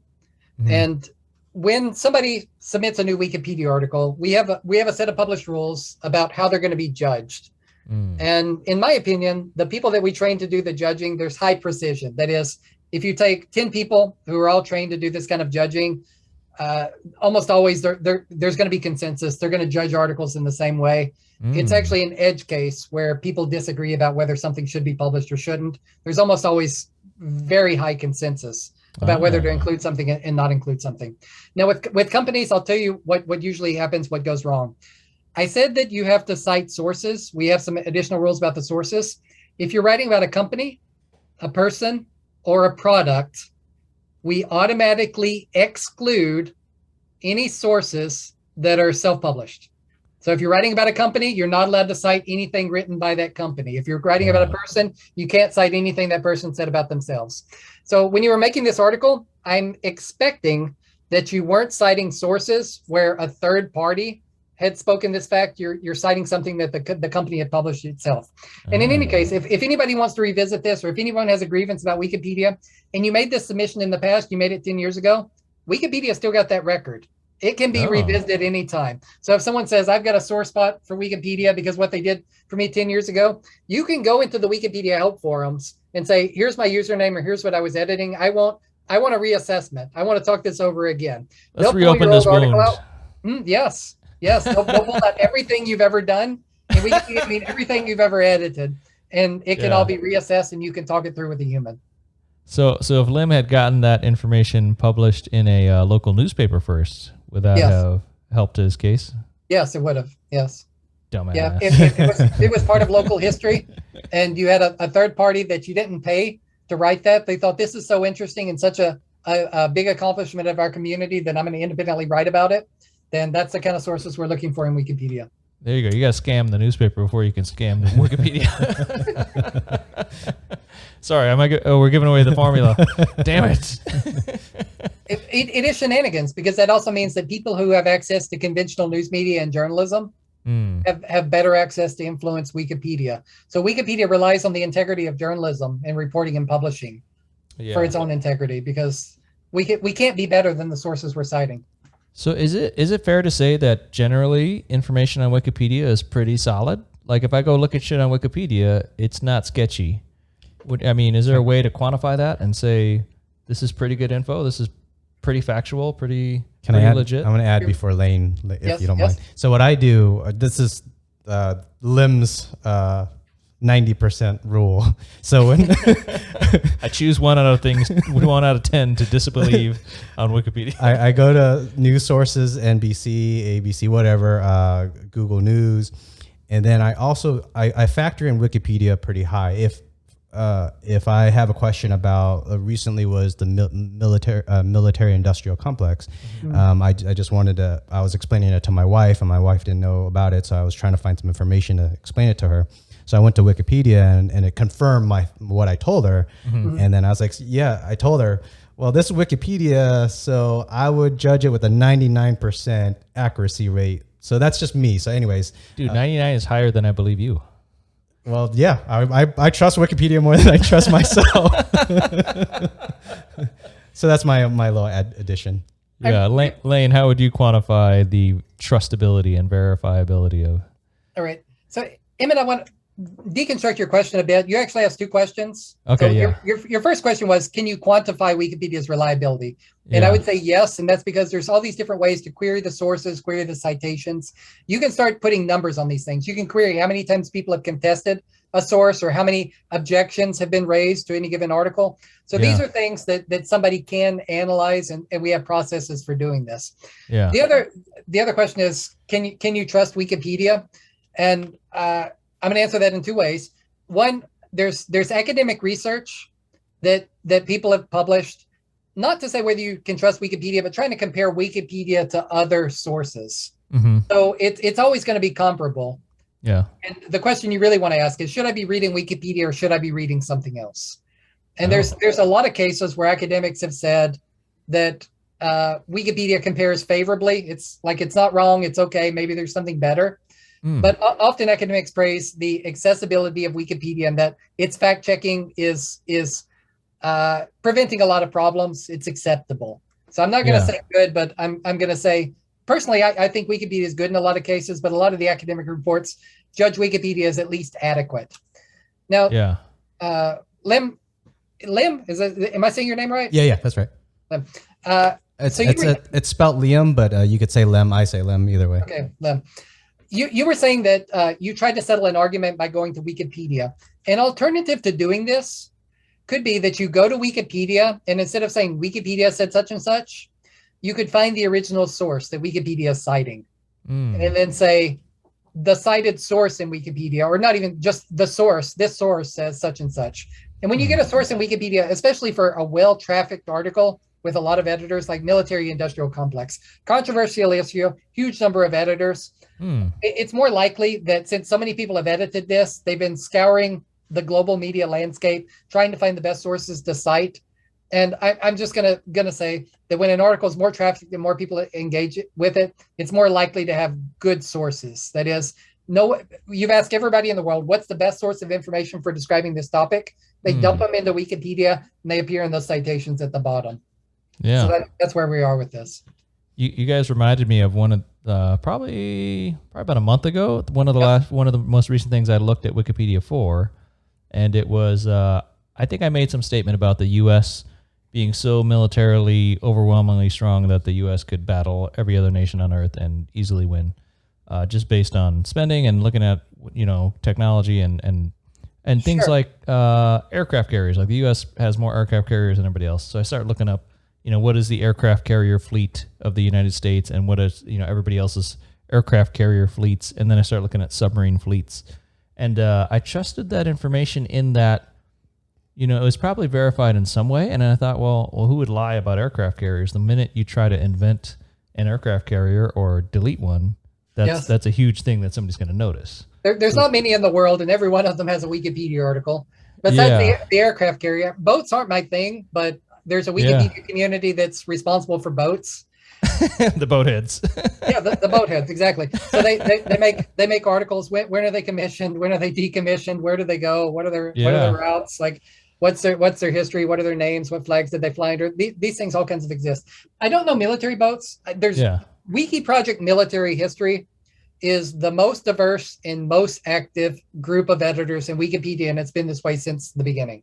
Military history. Oh, interesting. So and that's because if somebody was in the military, they remember it for the rest of their lives. It's an intense experience. Plus, also every country has a military, and the reason why this project's so diverse is you have these people who have strong feelings about military from every country and every language. They come to Wikipedia and they talk about their military experiences. So very, very organized, perhaps the best organized community in Wikipedia for subject matter. So that's an aside. By any chance, is there any like Afghanistan new? We're not in the news business. Well, is there a lot of activity on Wikipedia on Afghanistan right now with the recent news? So you can updated daily? Of course. Yeah. So Wikipedia gets edited with the news cycle. If something's in the news, it's very likely to be popular in Wikipedia also. There's some things that are popular without the news cycle. Cryptocurrency, for example. There's always a lot of people editing that. But other things, they come and go. Some unfortunate biases in Wikipedia. We don't have a lot of Afghani editors. I mentioned this to you, that we have lack of funding going to some places, and it's just hard to organize local people or even native language speakers who are the diaspora in other countries to edit these kind of topics. So often in war, it's very one-sided. The Afghan content is mostly edited by Western people, not the local people. So ideally, what do you wish would happen there? Like $5,000 would go to an Afghan university to organize Wikipedia meetups so that students and professors could meet in the library and be free to edit the articles as they like. Yeah. So we wish that would happen everywhere. I wish that I don't know it's hard to drop money into a country, especially where there's some kind of chaos. But if I had to just say where I put my trust, I wish that I could put my trust into universities and university libraries in particular, where you could imagine students and experts meeting in the library, sharing good informational resources, taking information out of books or whatever they have, and then putting it into Wikipedia to share with the world. I wish that could happen. I'm glad you guys made something out of my question. My train of thought was kind of in that realm, but my question came out really stupid.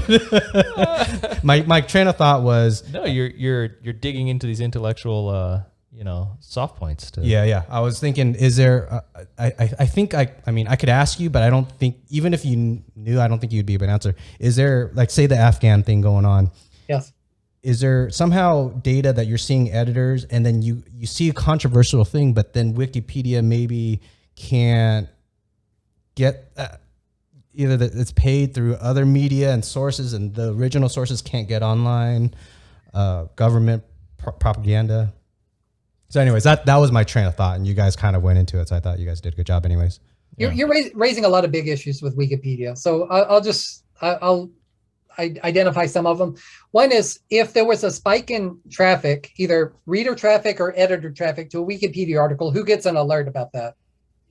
A few problems. So someone can set up robots to do this. The data is public and it's there for anybody to do, but we don't have the labor to set up. You need a culture about this. Just getting article alerts without interpretation, that's not enough. You need to have a culture that's actually going to engage with this. And while we do have cultures that engage with Afghanistan, we can't put the burden of editorial labor on the Afghani people or Afghani culture people. They don't have this kind of labor to volunteer. It's just they're busy trying not to get killed right now. Or they probably get not killed, and or they're not allowed to have access to it. That's exactly. A good way to get killed. Yeah, both sides. So supposing we identify that a topic's popular in Wikipedia, do we even have labor to do it? And the answer is often no. Like sometimes yes, but often no. So in that case, then the information doesn't come up because there isn't labor for it. The information doesn't get added because there's not enough labor to add. So worst case is we're missing rich, good information that could be there. Definitely that happens a lot. The most studied area. So I'm not aware of researchers anywhere in the world that have studied how quickly does war get updated or military conflict get updated in Wikipedia. Mm-hmm. But where the money is and where the research is in pharma development. So definitely a lot of people say, if a new drug comes out, like how quickly does that appear in Wikipedia? If there's a drug safety alert, when does Wikipedia, if it's announced publicly, then when does the Wikipedia article on the drug get the safety alert in it? Like how quick is that? Because we want that to be fast. There's reasons for that to be fast as possible and accurate. Yeah. And so people have done research trying to time these things out. Because if this new cholesterol medication is, we found out it's bad for you, and then it destroys your liver. Wikipedia should say something about that as quickly as possible. Yeah. Oh, yeah. Interesting. And there's problems. So from the Wikipedia's community perspective, so this is so messed up. Some people are going to understand this. When people listen to this 10 years from now, I hope this isn't still an issue. Medical papers have copyright, and often you have to pay high subscription costs to read medical journals. I'm talking like $25 for a 4-page article. Like that's pretty typical in the medical field. There's not the open ability to read medical articles. So you can have doctors think they're worth all this money. It's very complicated, but sometimes medical information is not free to read. Even if it's free to read, it's not free to reuse. So medical language is often very precise. They have very particular word choices about how they phrase what consequences come from taking a drug. Because of copyright in Wikipedia, we cannot copy and paste even a couple of sentences of text. That's considered copyright violation, and it's not allowable in Wikipedia because the paper has 95 years of copyright. We can't do it for a very long time. So we're having to... You got to summarize, not copyright, a copy. And that's problematic because we don't have the medical capacity to be so particular in our word choice in Wikipedia. And we're pointing our fingers at the medical establishment. If something's so important that you're putting out a global alert on it, then why assert copyright on the safety alerts? But this kind of thing happens. Yeah. No, you buy a drug, and there's like in a box, you get it from the pharmacy, and there's safety information in the drug. That's called a package insert. Yeah. That's copyrighted. We can't just copy that into Wikipedia. Like the basic instructions and safety about the drug, that's owned by the pharma companies. And we cannot copy that information into Wikipedia. No, we don't want you to know that it induces vomiting and might kill you. Yes, these kinds of things. So it takes a lot of labor on our side to reproduce all the labor from the pharma industry to bring that into Wikipedia. And when you're going outside the pharma industry into every military conflict and every social issue in the world, where we also have to respect copyright and have access to information, and maybe something isn't digitally available online, maybe it was just in a paper newspaper that doesn't have a digital version. We got to deal with that somehow on Wikipedia, and it's tough. We don't have the labor for it. You've referenced a couple times a Wikipedia community and discussions that are happening in the community. Yeah. I'm assuming they're not meeting with you in Virginia at the university. Is there an online forum that is invite only, or where are these discussions happening? How do you access the community that supports and influences Wikipedia as a total? Sure. Wikipedia tries to participate in the open movement. So when these conversations happen, generally people want it to be open. Sometimes there's controversial issues. The most likely thing to be private is claims of harassment or threats against people who are editing Wikipedia. But if there's not a safety issue involved, then typically the wiki community tries to be open about what's going on. For a beginner, if they want to know what's popular in Wikipedia, I would recommend reading the Signpost, which is Wikipedia's community newsletter. You can search for it, Wikipedia the Signpost. Yeah. It's high-level news. It's written for Wikipedia editors, but if you see these articles, you're going to see what are the controversies going on at any given time. And you can read the Signpost going back, I think it started in around 2005. So if you want to see what the drama or what the social issues were for any time in the past, you can go back in these archives. It's readable in the archives. And me as a Wikipedian, I think every issue is interesting. Yeah. From the Signpost, once you read that something's a controversy or something's happening, it'll link to the forum discussion where people are talking about these things. Yeah. And then you can jump into these discussions. There's many discussions on Wikipedia. Two places where discussions happen. One is the backside of every article. There's a talk page. So if there's a controversy about a particular article on desktop view, you can click talk at the top and see what are people debating about the individual article. Oh, so me, an average dude, I can access the backside talk page. Yeah, like you guys were talking about cryptocurrency. It's a controversial issue. You can navigate to the Wikipedia article on cryptocurrency, click talk at the top, and you see what kind of drama and controversy and arguments have ever been happening since the publishing of this article. What are the big social and ethical and value issues that have come up? I didn't even know that existed. Yes, very interesting. That's cool. Yes. And then if somebody wants to see like more policy or guideline issues, like supposing someone says, I think we have a problem with the quality of medical articles in general. These go to general discussion forums, and we invite all kinds of people to participate in those, not just the people from the field. And these things get debated out in public.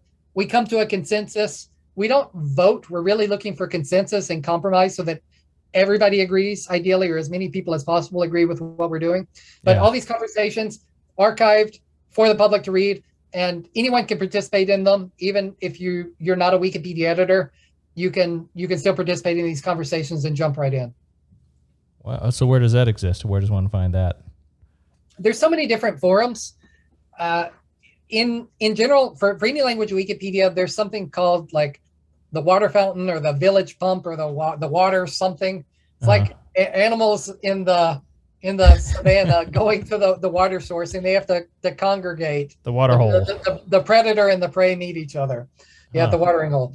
So English Wikipedia, there's a village pump, and that's where the top level category where people come in and just say the most controversial things they can say, and then it gets debated out. It's good conversation there, but it's a lot. It can be pretty heavy and pretty fast. Is it thevillagepump.org or .com? Search for Wikipedia Village Pump.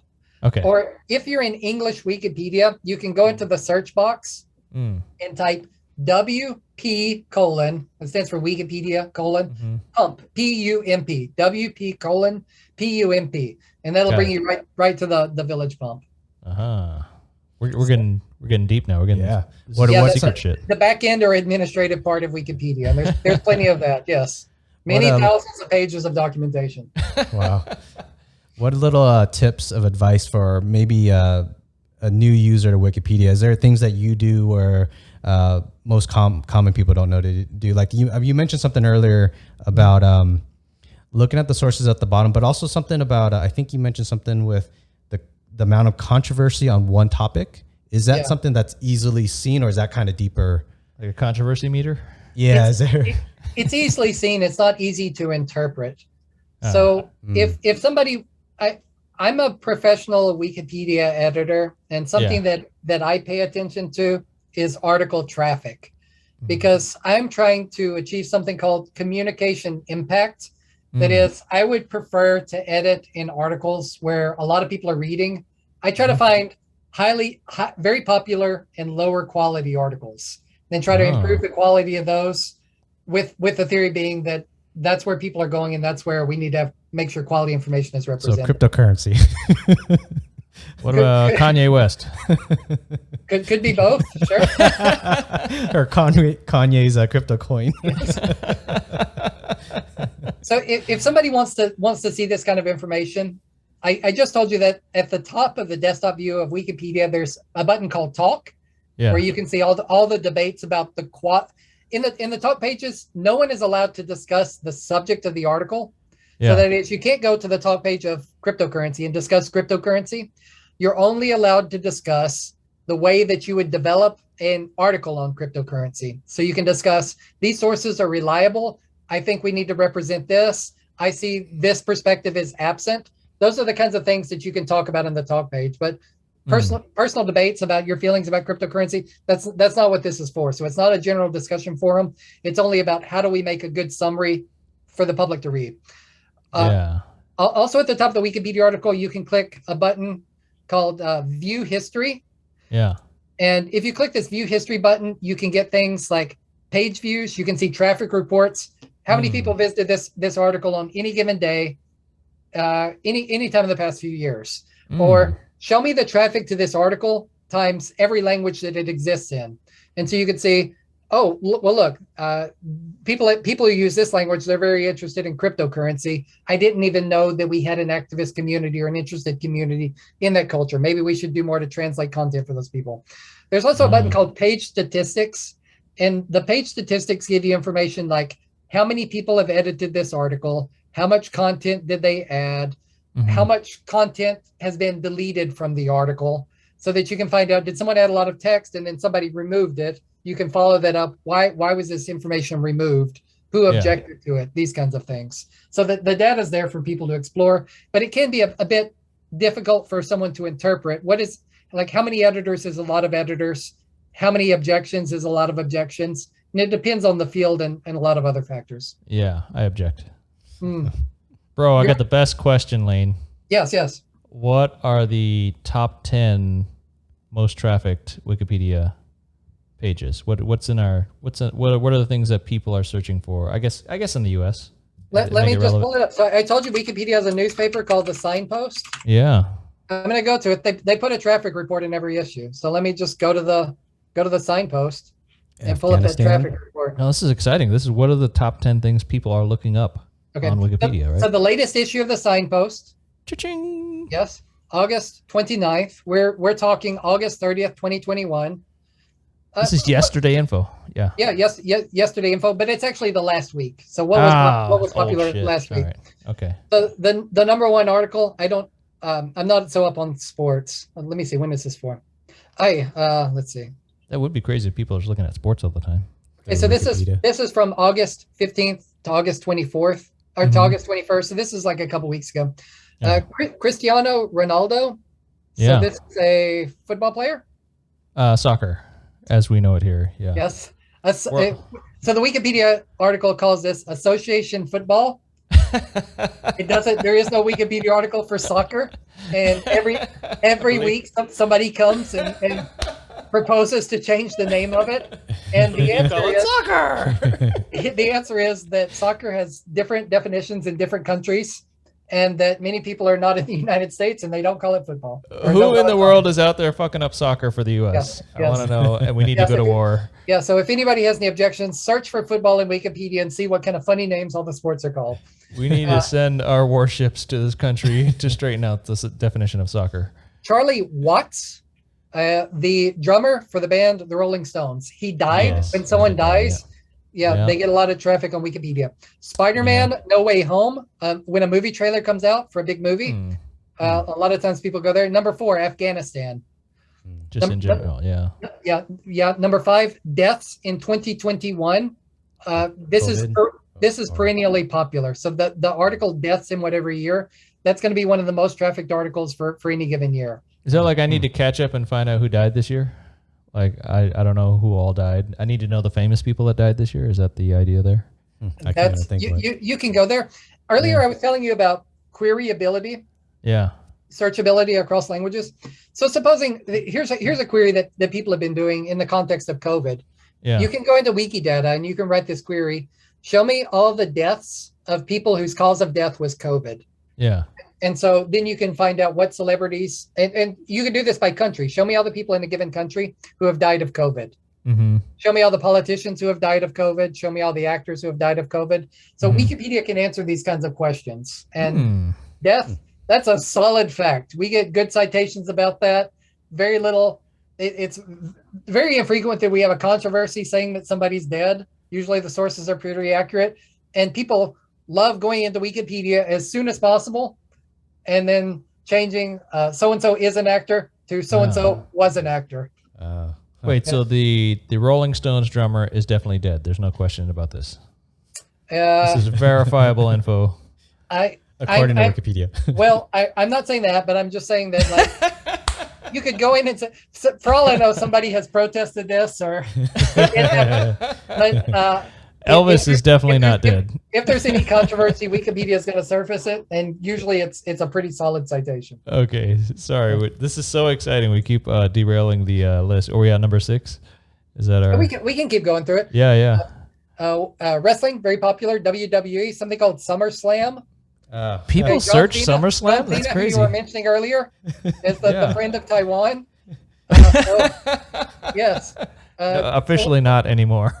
Okay, so he apologized to we've China. got John Cena as number 6. The Rolling Stones because of the death. Charlie, Taliban because of Afghanistan. Another movie, Candyman, remake of a horror movie.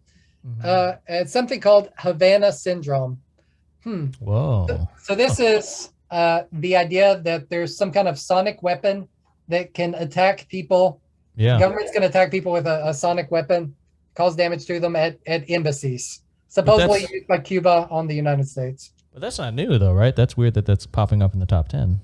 Yeah, it's unexpected to me. This was something I heard about years ago, and I don't know why it's so popular in Wikipedia. But if anybody was doing research on what people are talking about or what the discourse is, as things are popular, who knows why this showed up in Wikipedia? But I'm guessing that there was some popular website or some social community that was talking about this, and people were coming to Wikipedia to find out what it's about.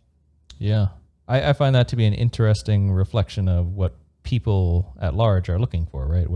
What information they're searching. Changes every week. Yeah. And anyone can get these kind of reports for any language in Wikipedia. Yeah. Is there anything else recently that kind of surprised you? Like, oh wow, people are looking at this?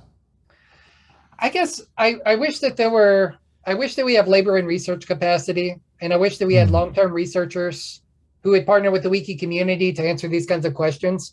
We would like to know things like what areas of Wikipedia are underserved, where there's a lot of people looking for information in articles that we know aren't good, where we could rally around editors to do an article improvement drive and fix this stuff, especially on activist issues, health, of course, but some things that other people care about are diversity representation. Like we want to make sure that every country in the world can find their heroes, biographies of their heroes on Wikipedia.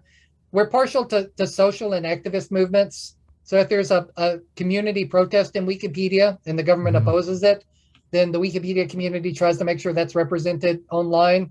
And then whatever else is important, like whatever the people want. Yeah. There's a lot of data here, and it's not trivial to interpret it. What is, I'm jumping to just a random different topic. What is Wikipedia's birthday? January 15th in 2001. That's when 2001. Wikipedia. Yes. Yeah, so we're at 20 years in. 20 years. And I'll tell you something unusual about that date. There was another organization, January 15th, 2001, Creative Commons. They were also established on that date. Creative Commons is an organization known for producing a copyright license, a statement that if somebody's a content creator and they wish to share what they have with the world, they can apply this copyright license to say, I've taken this photograph, I've written this text, I've produced this creative work, I'd like to share it with the world, and I'm going to put it on the internet with a Creative Commons license that you don't need a lawyer to interpret this. I'm giving you my permission in advance. You can reuse and remix this work. Wikipedia uses these copyright licenses. That's how we negotiate the permission for every photograph uploaded to Wikipedia. The copyright to every sentence that someone donates to Wikipedia. It's kind of funny to imagine this, but if you're a writer for Wikipedia, you're actually donating your text into the platform, not to be owned by the Wikimedia Foundation, but to become part of the shared public record. Right. So they give a copyright license. Creative Commons and Wikipedia both got established on the same day in the same year, independently of each other, without one knowing about the other. So if I write the best sentence ever written, I don't want to go put that on Wikipedia because that's going to be, I'm giving it away. I mean, it depends. I would say that here's something that comes up. So artists, whether they're painters or photographers or poets, if you're known for your art, and there's a Wikipedia article about you, and all your work is copyrighted, then that means that Wikipedia will not be displaying a representative illustration of your work. Yeah. But if you're a painter or a photographer and you'll apply a free and open license to at least one copy of your work, then that's the copy that's going to show up in your Wikipedia biography, and that's the image that's going to circulate around the internet and represent you. And if your picture's not there, then there's just different biases the internet's going to have about you if there's no picture of your work in circulation. Yeah. A bit of a random thought. If Wikipedia is based on sources, is there, in your experience, is there things that are not newsworthy that you think that should be on Wikipedia? Yeah, absolutely. So especially public well-known celebrities in lower and middle income countries without a strong tradition of journalism. So it can happen that somebody's a community activist or well-known social leader, and maybe they're popular in social media. Maybe they give a lot of speeches at maybe with faith-based community groups or community centers. A lot of people know Papua New Guinea, right? Exactly. So countries that are so Papua New Guinea, there's so many languages spoken there. Yeah. And perhaps people are using these different languages, but they don't have easily accessible journalism for those languages, or people don't have access to those kinds of resources. Yeah. So Wikipedia is biased against people who don't speak a very popular language. They're biased against people who don't appear in mainstream media or in published media. And it's not to say that these people aren't important, but the rule is in Wikipedia, if we can't cite something, then you can't be in Wikipedia. Definitely this happens a lot, and it's a big problem. We continually discuss what to do about this. If I gave you a magic wand but said this magic wand could only do systematic changes, what would be your answer to kind of fix that? Remove racism. Even a guess. I mean, you don't have to be, just guess. What systematic change would you make? To fix that, newsworthy things have to go into Wikipedia, where you could still get to those people that aren't well known, but yet maybe systematically not have that broken too. Because I could see, as I'm thinking of my way how I would fix it, there's too many holes that could corruption could break that down. With the magic wand, I can't think of one thing. So again, there's two problems. One is difficulty with technology, and the other one is difficulty with social structures. And you can't fix one without the other. But perhaps the problem with journalism is, I wish that there was more free and open source good journalism software.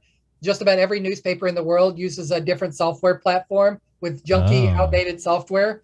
And I wish that there was like one excellent journalism or reporting software that was widely adopted by many people, like more accessible than WordPress, whatever the case may be. So one part is the technology. The other part is we need that creation of culture to make sure that people understand what is good journalism and what's not. Maybe to put this into universities or community centers, but you can't just drop technology on people and expect them to use it. You also have to have the culture to train people in their own language how to use this stuff. Yeah, and it almost sounds like there's oddly a morality thing, because as journalism, as someone may report on something, they're going to have a biased view, and they might get a kickback from somebody or whatever. So it sounds that can definitely happen in a lot of countries where the journalists are highly tied to rich people who are controlling the media sources. Well, let me ask you this, Lane. Limley has a podcast, and he's doing cool things like interviewing this Wikipedia expert. Yes. This is information that we want everybody to have. Yeah. Should there be a Wikipedia page about Limley podcast? Or maybe not the sort of thing?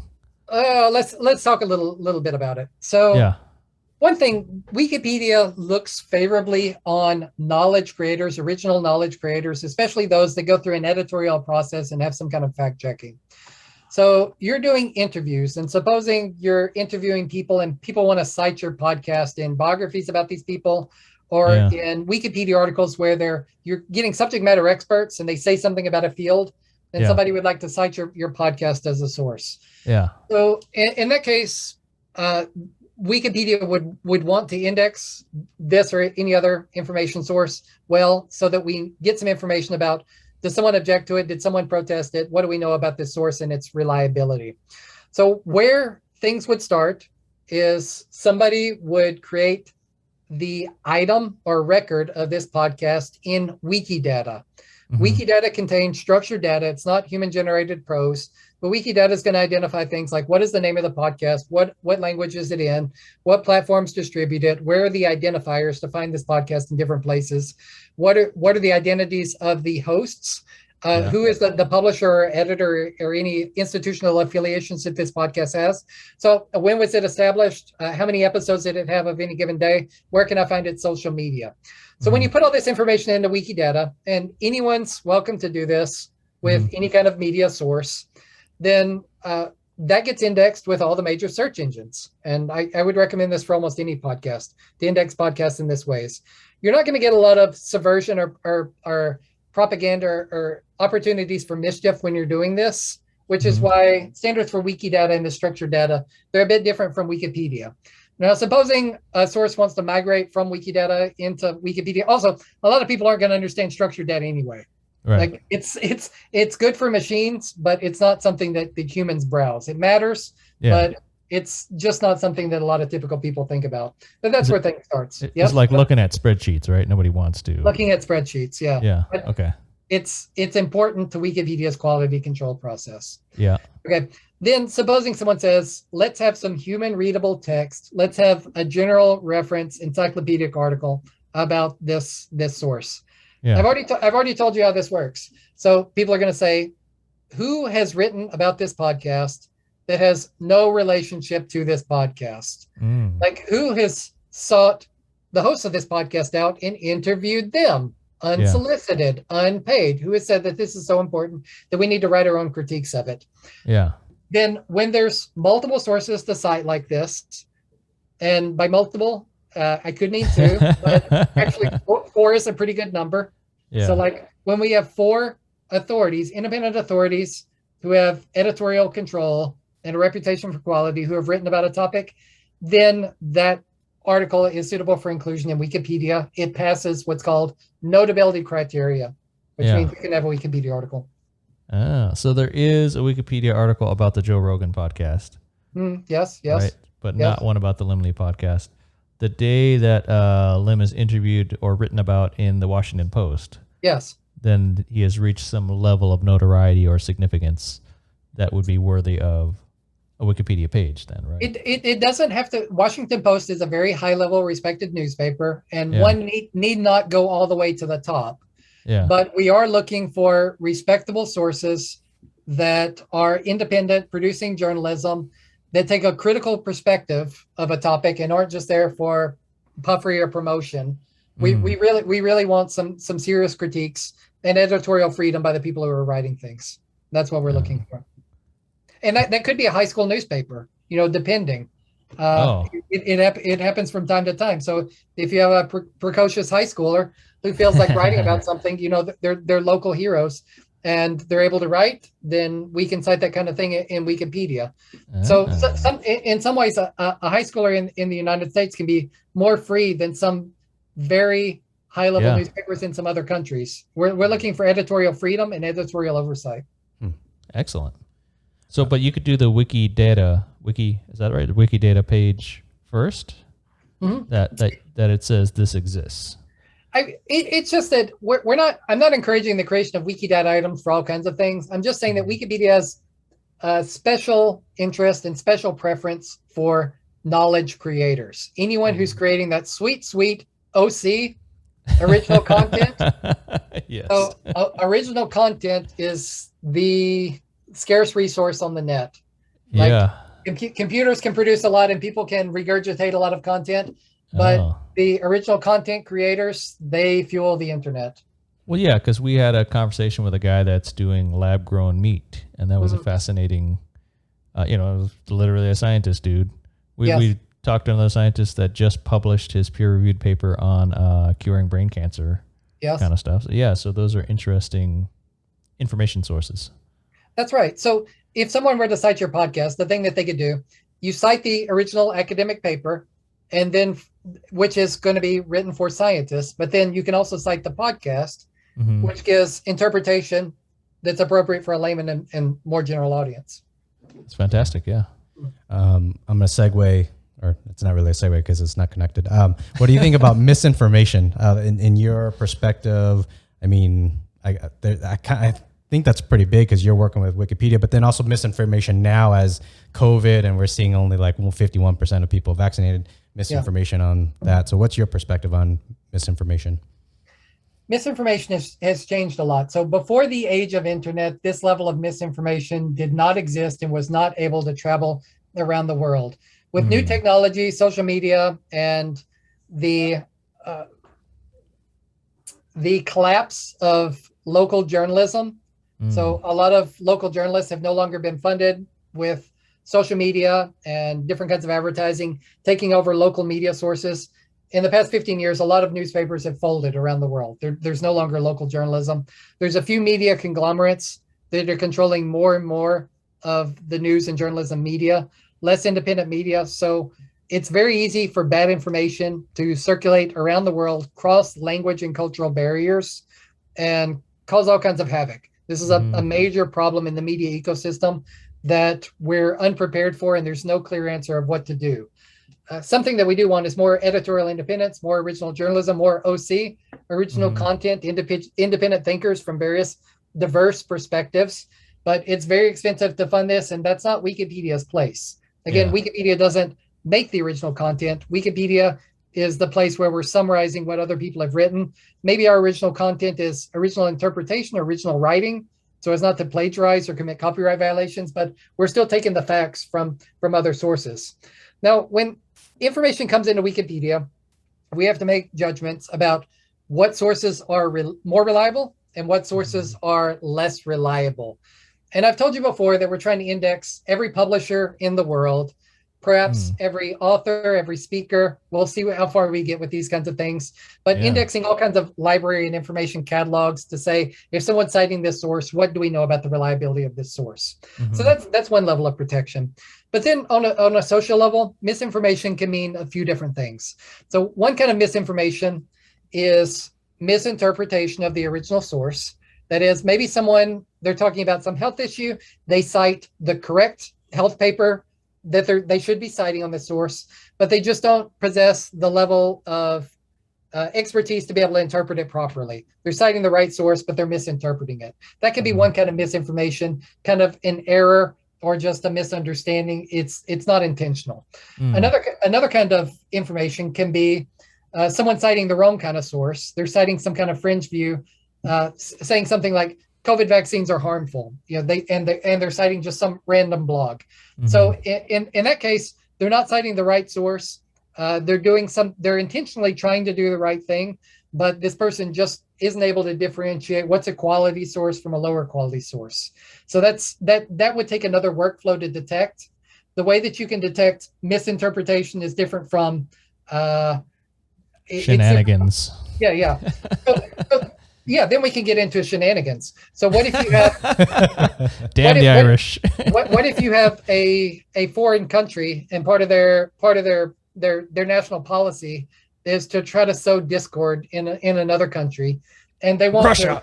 They want to rile up people of one country by intentionally promoting misinformation in blogs and trying to scare people, getting people into a panic.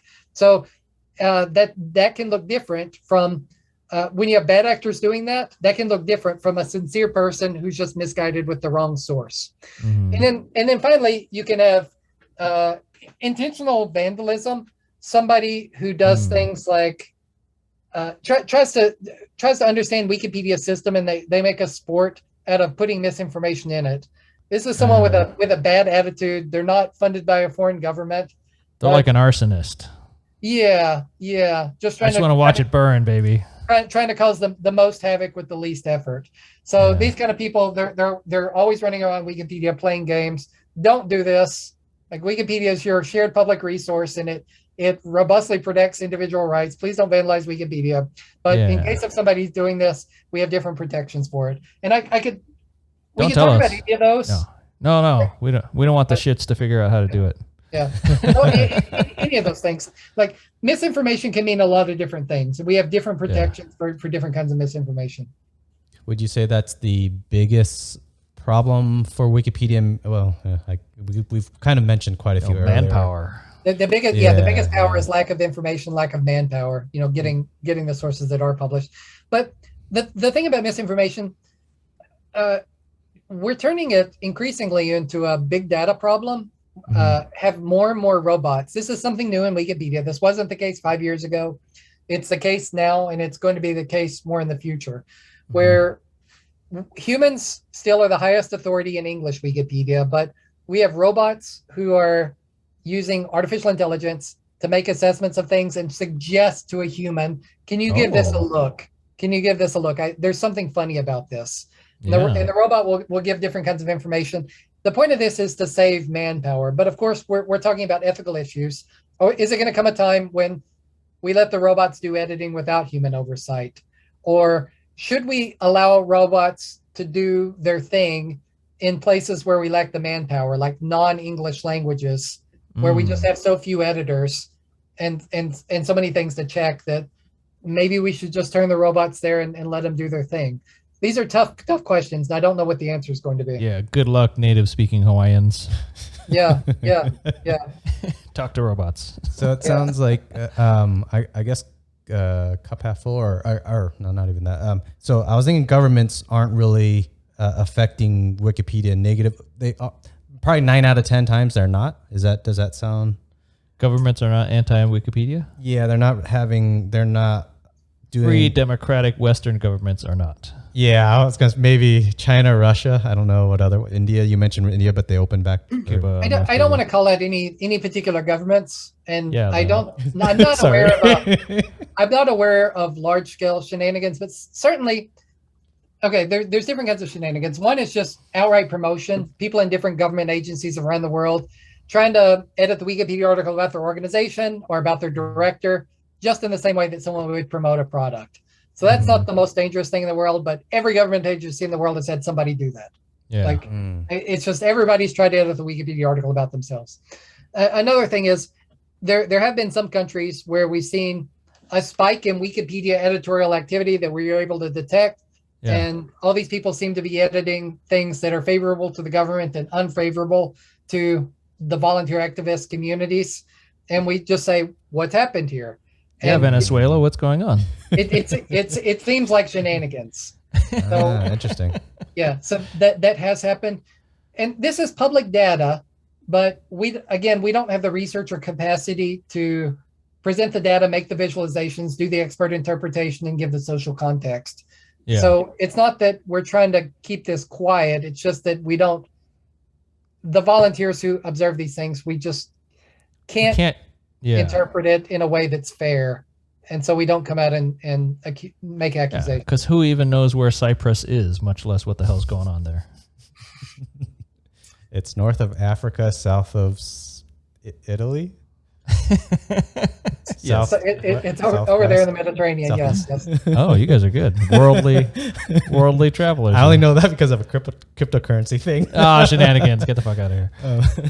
Over the 20 years of Wikipedia, what do you think are some of the biggest things that it's done or changes that you've seen? It's tracking all my aircraft carriers for me. Other boats. The biggest thing for me is the increasing commitment to diversity and inclusion, trying to get people in every country and every culture in the world to feel free to share information as they like. So it's been a very difficult conversation because we're convening a global conversation with almost no money. It's peer-to-peer and volunteer supported. And we still have a lot of trouble saying, how are we going to get appropriate representation from every cultural community to share what they want in Wikipedia. We know that we have the readers. We know that there's readers in every culture in the world, but we don't have the editorial and labor pool. So that's one thing that's really been emphasized as time goes on, and we don't have a clear answer for that. Yeah. The other thing that I would point to is the new technology that comes with increasingly converting Wikipedia to structured data.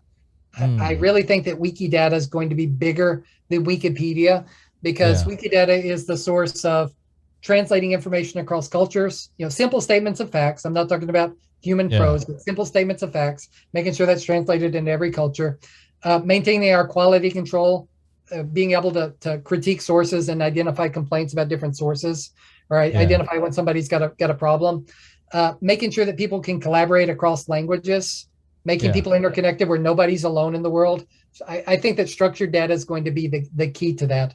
And increasingly, our relationship with robots. I think that all Wikipedia editors in the future are going to have much, much closer relationships with robots that help them do their writing and maintain robots. Yeah. What do you think about, or have you heard of the correlation of the Hitchhiker's Guide to the Galaxy, or universe, the movie, the book, and them saying that Wikipedia is almost like that? Have you heard of that? Of course, so many times. Everybody in Wikipedia talks about this book. So it's this fiction book where there's this guy, he's from Earth, and he's traveling around space in a spaceship. Yeah. And he's got this book. And a towel. he's got a book and a towel. And this is a computerized book.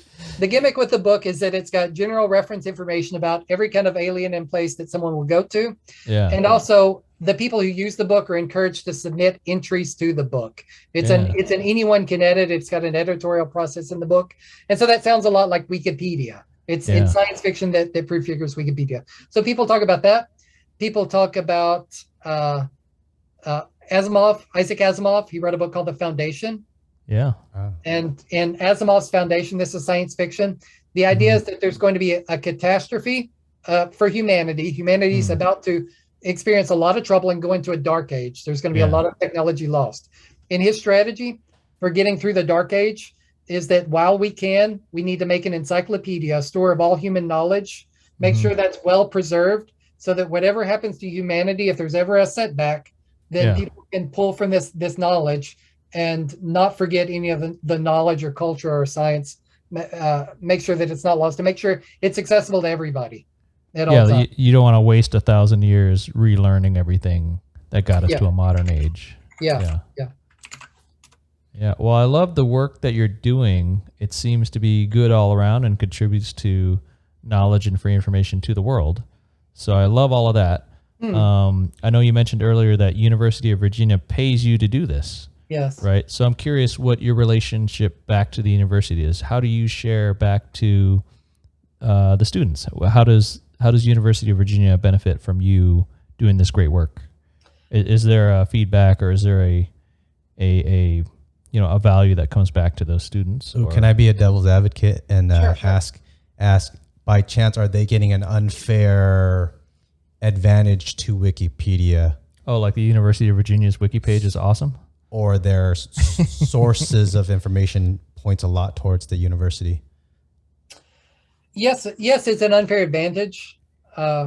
So definitely, since I'm here at this university, then people at the university have better access to edit Wikipedia. I would say in the grand scheme of things, it's not that much of an advantage as compared to, say, people in the United States in general. If you speak English already, you've got big advantages in Wikipedia.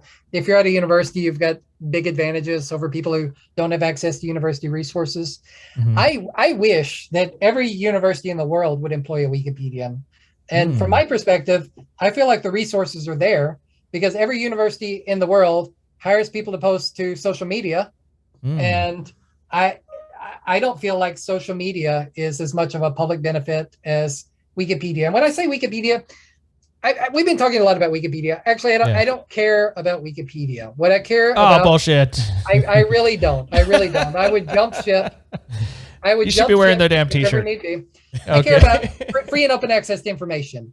Okay. So everything that is in Wikipedia, if you want to download Wikipedia, the entirety of Wikipedia, you can download the entirety of Wikipedia and set it up on whatever website. You got legal permission. The software is open. The content is open. The pictures is open.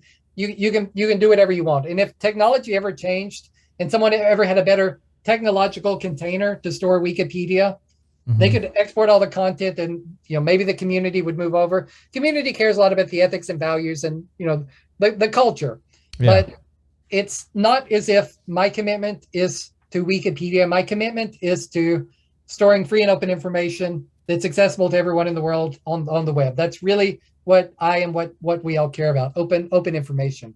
Yeah. Now, at the university, some examples of some things that I can do. There's something called a wiki editing party. This is pretty low level. I'm not going to say it's the highest impact thing. Some people call these an edit-a-thon. How these typically work at a university is someone with some Wikipedia experience, or even someone without experience, just hosts a Wikipedia editing event. Yeah. You invite a group of students, perhaps to the library. A library is a good place to do this. And you say, we're going to set a theme to this event. Everybody's going to choose a topic. They're going to go into the library and find sources on this topic.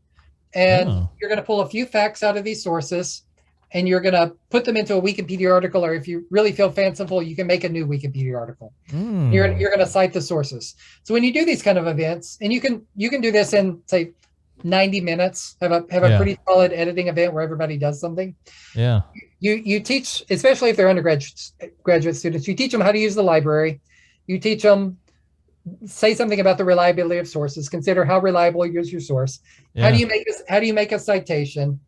And also, they have the experience of publishing something that's going to get a peer review. When they put information into Wikipedia, a human's going to check that, and if it flies, they've done something good. And if it doesn't fly, a human's going to say, "Hey, I have some questions about this source. I think it might not be reliable. Can you tell me more about it? Or where did you get this? Or what are you saying?" A human will talk back to them. And when I do these events, and I'm not unusual. There's lots of people doing these kind of events in different places, but it's a mixed bag. Some students coming into university, they already get the idea of citations. Yeah. Some students, all kinds of issues come up, but they need more training. They need education. They need conversation. They need practical experience. Yeah. So, for example, the student may not. They read a source and think that they can interpret it beyond what the original source says. Like they treat Wikipedia as an opportunity to write an essay and give their perspective in it. That's a very common beginner error. I see. Yeah. And in Wikipedia, we're not looking for people to insert their own opinions. And students are trained to be persuasive. This is a big part of the academic experience, writing a persuasive essay. They bring this into Wikipedia, and we say, Wikipedia may be different from anything you've been trained to do in high school or college, because in Wikipedia, we're asking you to do a literature review and report what you find, not to have your own creative interpretation of it. So students get checked on these kinds of things. And that's an example of something that I do at a university. Would you be against a student streaming that experience on Twitch as they're doing it? This happens. So there's Wikipedia, Twitch, Wikipedia editors who stream on Twitch. It happens. How And about that? if somebody wants to do that, that's a thing in this world. So social media is not a reliable source of information, but it is so much more popular. So if you look at just in America, we have these cell phones and we're staring at them all day long, and so many hours a day are spent consuming social media. Yes.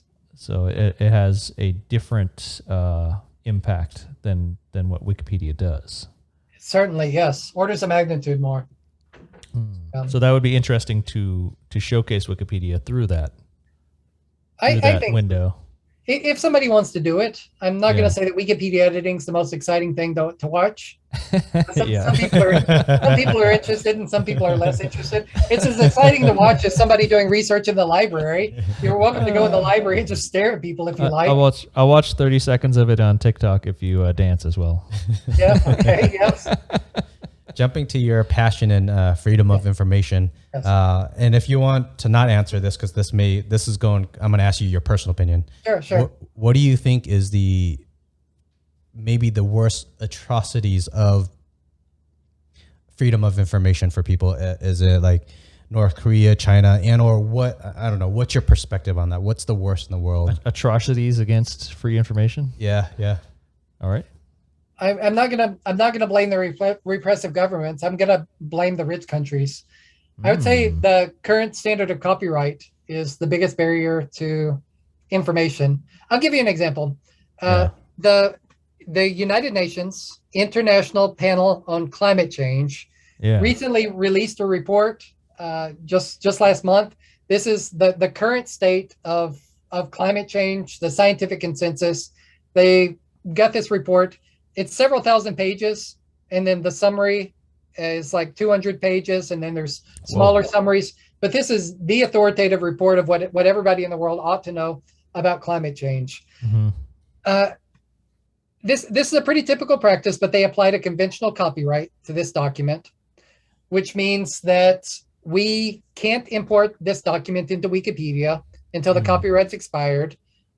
I don't know the state of this, but it's not less than 70 years. It could be 95 years. Oh, jeez. Yeah. So when you think about how urgent is climate change, well, this organization, they're more important to climate change than them is enforcing their copyright. No one's going to copy any of their graphics, any of their text.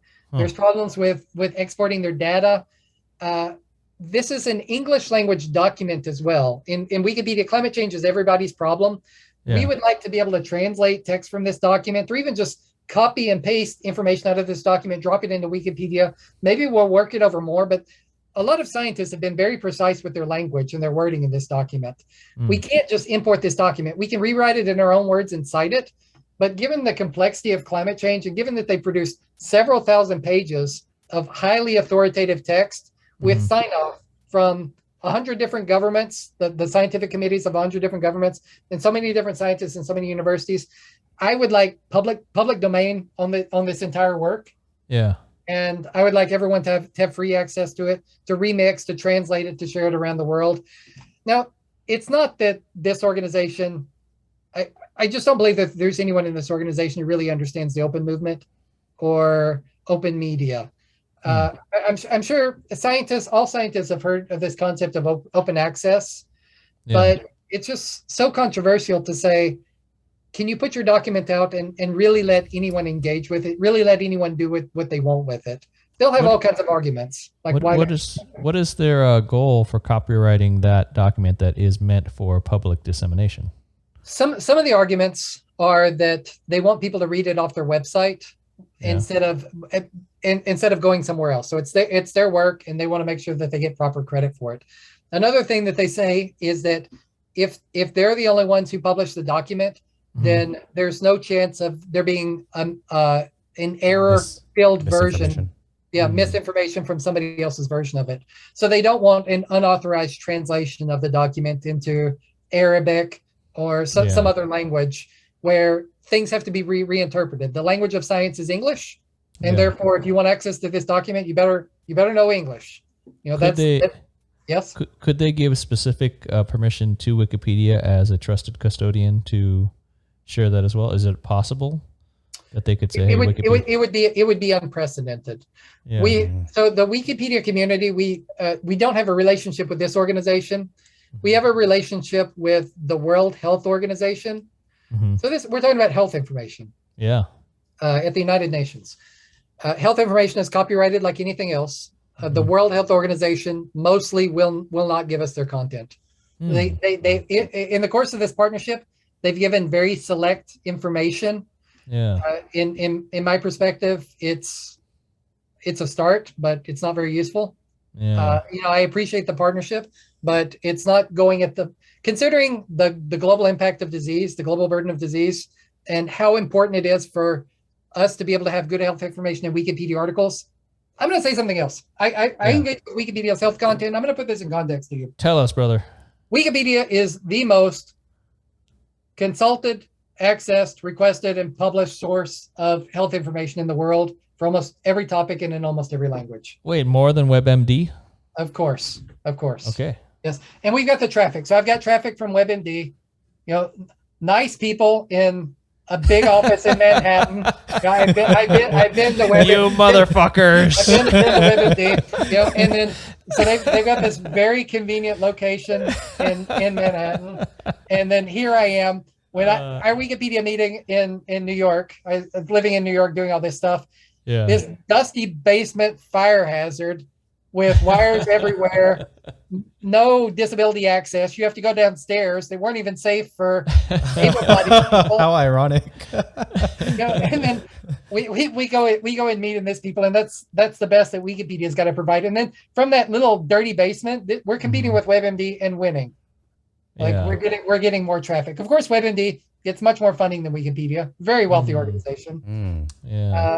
And that's because you have advertising, you have funding. If you do what the sponsors tell you to do, you're going to get a lot more funding than if you have editorial independence. So I won't open copyright for information that is supposed to be for public dissemination, wherever that comes from. So if rich people gave a lot more money to Wikipedia just as donations, Wikipedia could be more effective? Is that... I'm not going to say that either. So I advocate for Wikipedia's community to editors, and Wikipedia's community. If you want to donate to the Wikipedia, you can. Donations to Wikipedia go to something called the Wikimedia Foundation. I appreciate the Wikimedia Foundation, the nonprofit organization which is steward of the Wikimedia projects. I also protest the Wikipedia Foundation as a Wikipedia editor, and practically the majority of people who are engaged in Wikipedia community organization and politics, they have some complaint about the Wikimedia Foundation. So I'll just break down the complaint that I have. Like I said, you like to bite the hand that feeds. They don't feed enough. We're starving. We're starving. So the Wikimedia Foundation gives less than 10% of the money they bring in to the community of editors. From my perspective, everyone at the Wikimedia Foundation is replaceable, and it'd be pretty cheap to hire new people, because when you're paying people a lot of money, you can always pay more people money and they'll come do the work. What's not replaceable to me is the volunteer community and the goodwill and the activist community. I'd like culture. a lot more of the donations to go to the volunteer community. That also means a lot less donations going to the staff of the Wikimedia Foundation. Okay. Going into that question, I when I asked what atrocities of freedom of information you bought this T-shirt, jerk off. you beautifully answered that.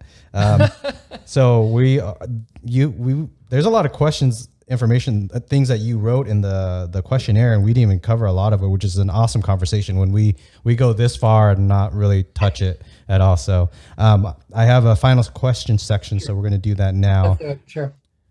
First question, what great daily habits do you have? Gosh, I'd like to get rid of some of my daily habits. I'd like to do less social media.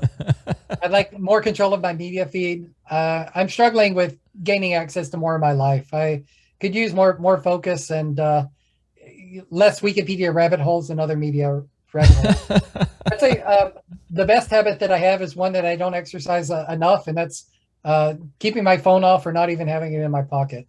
So you wake up and find new things to get angry about through the internet. It's just there's limited time. I can't do everything, and I could use more focus. Other things, get some exercise every day.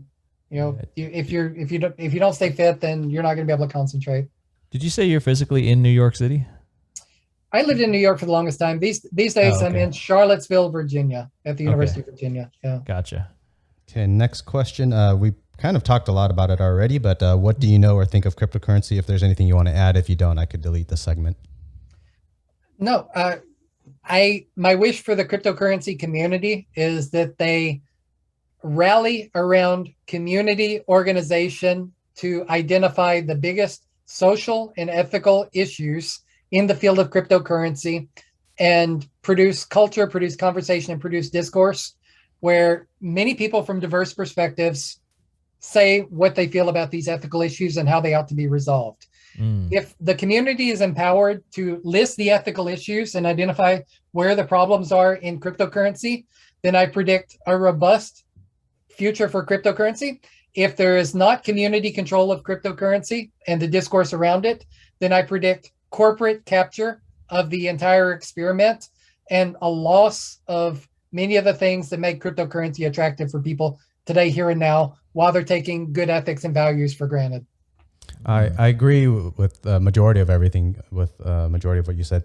I think from my side, when I look at the say Bitcoin, Ethereum, doesn't matter which cryptocurrency, but any good one will have the community of people voting for enhancements. So Ethereum will have an EIP, Ethereum improvement proposal. and you get a community of people that vote on it. And the most recent one, the EIP 1559, that one had the community almost divided, because you got the miners that saying, hey, you're going to take with that proposal, when you implement it to upgrade Ethereum, the miners are going to get less money.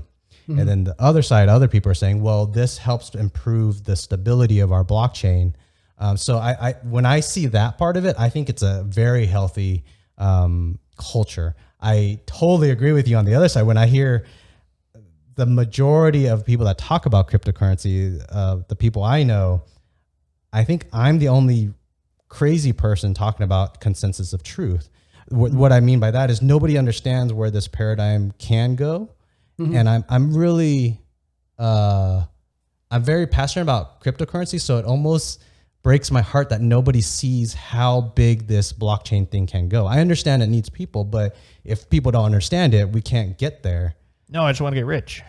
So it's unfortunate. I totally resonate with what you're saying, but I hope the community that I'm talking about, I hope that grows with time. I hope so also. That's where the robustness and that's where the trust comes from.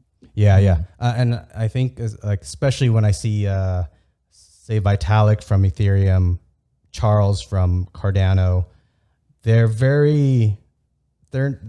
don't seem like your typical person that cares about money. They're high principled. Yeah. Where both of them, they are, whether some people may say code is king, that can be construed, but when the way that they speak about it, they talk about a sustainable system that has rules and checks and balances in place.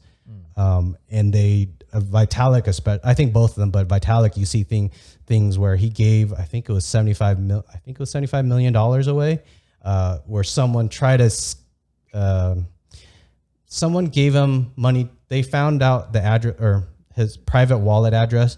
They sent him a cryptocurrency. Yeah, the public address. Yeah, and I think it was Shiba Inu, that coin. Sounds right. They thought that coin would blow up in value because people are saying, "Oh, Vitalik holds a bunch of this coin." Mm-hmm. So he gave it all away. He didn't care about the millions of dollars. He actually donated, I think, to India during the COVID crisis in India. No, he should give it to Wikipedia editors. Yeah, he should.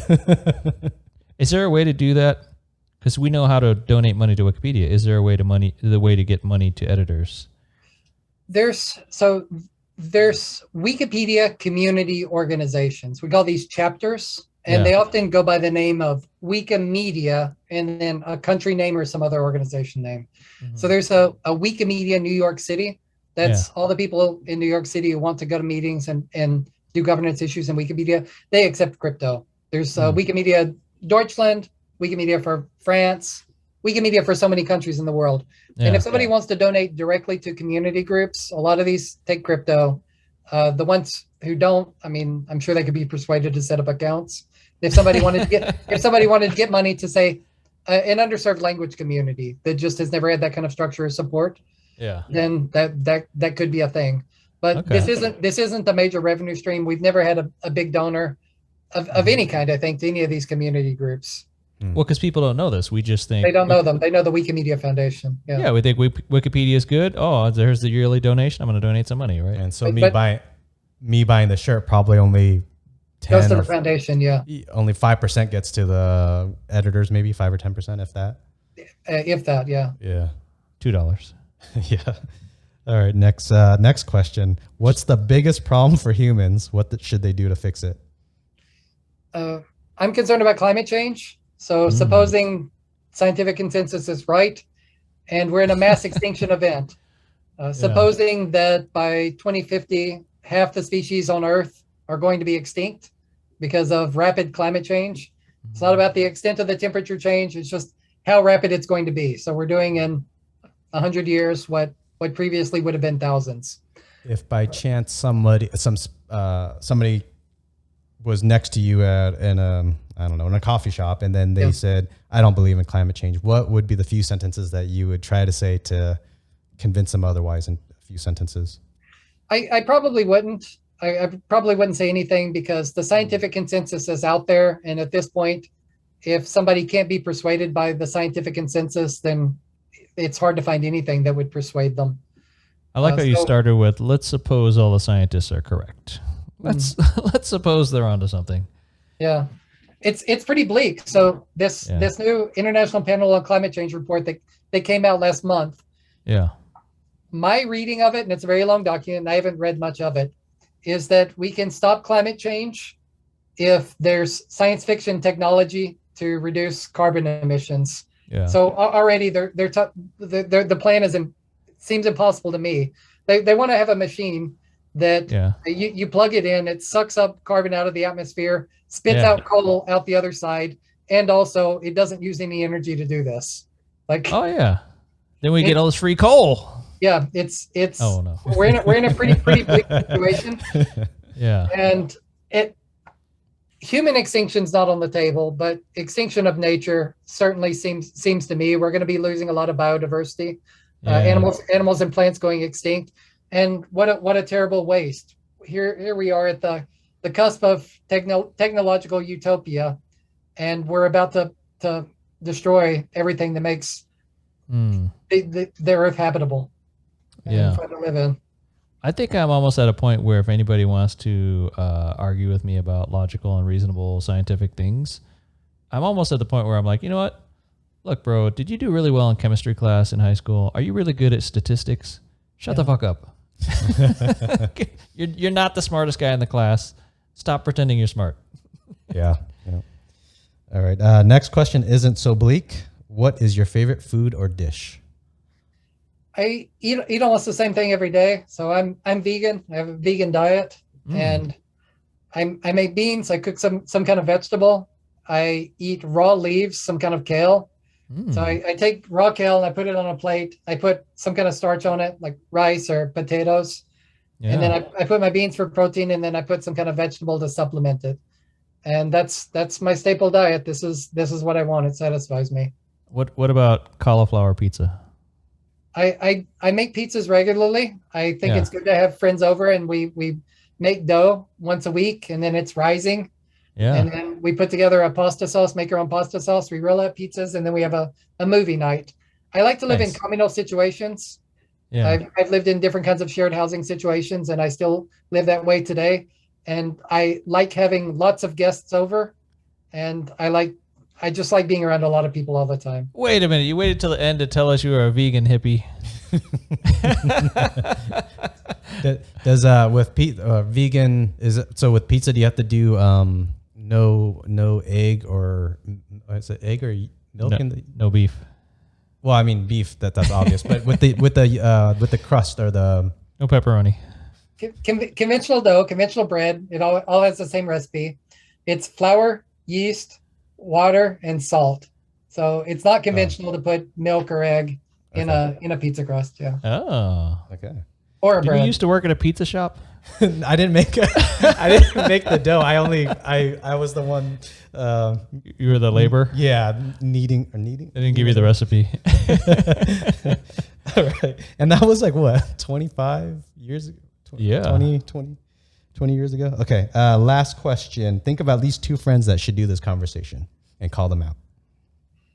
I thought about this. Like, it's hard to call out people if I haven't prepped with them in advance about doing this. I saw this question and I was thinking, how am I going to answer this? One way you could do it is if you call them out and then you decide later that you think that they wouldn't appreciate it, we could delete it out of the video too. No, he's already decided he doesn't want to call people out. Oh, is that? Oh. Can you tell me, like, who have you wanted to speak to on your show that you haven't been able to meet? Can you think of anybody in the activist space? Activists. Oh, we don't know any activists. We don't have any Black Lives Matter topics. Yeah, okay. Is that a big thing? I can find you someone. I can call someone out. Sherry Antoine. Here's a name. Yeah. He organizes a project called Afro Crowd. And Afro Crowd seeks to collect media and publish it in Wikipedia and otherwise about the African diaspora. She represents African people of all backgrounds, but especially Afro-Caribbean people. Yeah. Okay. And she's been organizing Wikipedia events for many years, and she would be great to speak on the topic of Black Lives Matters, even in general, or how it's represented in Wikipedia. Dude, awesome. I could take the racist devil's advocate position. Jeez. No, don't do that. Just kidding. We don't want a bunch of downvotes on the video, man. How about No, I think that would be a fascinating person to talk to. The ignorant devil's advocate, the position that had to do with Wikipedia. Yeah. And I'm sure we could, before you ask the question every time, just say, hey, by the way, this is not my view. What if someone asked this? What if an ignorant racist was sitting where I'm sitting? What about the Asian hate crimes recently? Do you happen to know somebody that's been the kind of active, engaged in that in some way? Yeah, no, yeah, for the activist against that. Yeah. Asian, you mean like Chinese unrest? Or are you talking about something in the United States, or what are you talking about? Yeah, so since COVID, there's a lot of Asian hate crimes. So there's, or so says the media. Yeah. And there are some people protesting against Asian hate crimes. It's okay. It's okay if you don't know anybody. Yeah, I don't know anybody. Okay. So we have an Asian American Wikipedia editing event based in New York every year. So it's an organization. I'd have to look up the name of the organization. So so being proactive and calling these people out. I guess the kind of people I like to work with are people who are interested in some kind of media or some kind of public records. What I'm less interested in is when somebody cares about these events, but they don't produce a media record of it, because then I feel like these kind of hate crimes get forgotten, and I don't want that to happen. I don't know anyone who's specifically engaged in these kind of things. Okay. Interesting. All right. So just, I think you said you didn't want to plug yourself. So is there anything that you want to kind of close this podcast out? Any message or anything that you do want to plug? Maybe the Wikipedia, what was that? The editors group? Yeah, the local editing. Yeah. What's your editing crew? My editing crew in Wikipedia, I affiliate with Wikimedia New York City. That's people who are geographically in New York City or interested in the topic. I'm a member of Wikimedia Medicine, people who edit medical articles on Wikipedia, and Wikipedia LGBT. Those are my three primary affiliations. I also participate in certain events with Wikimedia Bangladesh, just trying to get some intercultural experience. Wow. Different wiki community groups in India. So I kind of try to facilitate South Asian and United States partnerships. And then I do the open access group, access to information and citations in Wikipedia, quality control and knowing about sources. No one needs to affiliate with groups. So here's what I'll tell anybody who wants to get engaged. Try to add one sentence and one citation to Wikipedia, come what may. Like, see how far you can get with this. There's different instructions. Someone can read the instructions, or someone can just click the edit button in Wikipedia. You're not going to break anything. Just do what comes naturally to you. But do try to cite a source. Yeah. If anyone edits Wikipedia, then it's something that people tend to remember for many years, maybe for the rest of their lives. Either you've edited Wikipedia before, or you've never edited Wikipedia before. And if you use Wikipedia, and if you want to understand how it works, you'll have much better perspective for the rest of your life, if only you have the experience of trying to add one sentence and one citation at least. That's fantastic. I love that. Yeah, that's a fantastic way to end this. All right, Lane, it was a complete pleasure. Thank you for sharing 3 hours of your time with us and telling us the deep depths of Wikipedia and explaining to us everything from, gosh, it was a lot of stuff. Anyways, if somebody's listened to all this, they've heard it all. Anyways, yeah, so we love what you do, Lane. Thanks. Thanks for such an interesting conversation. Thank you so much. Cheers.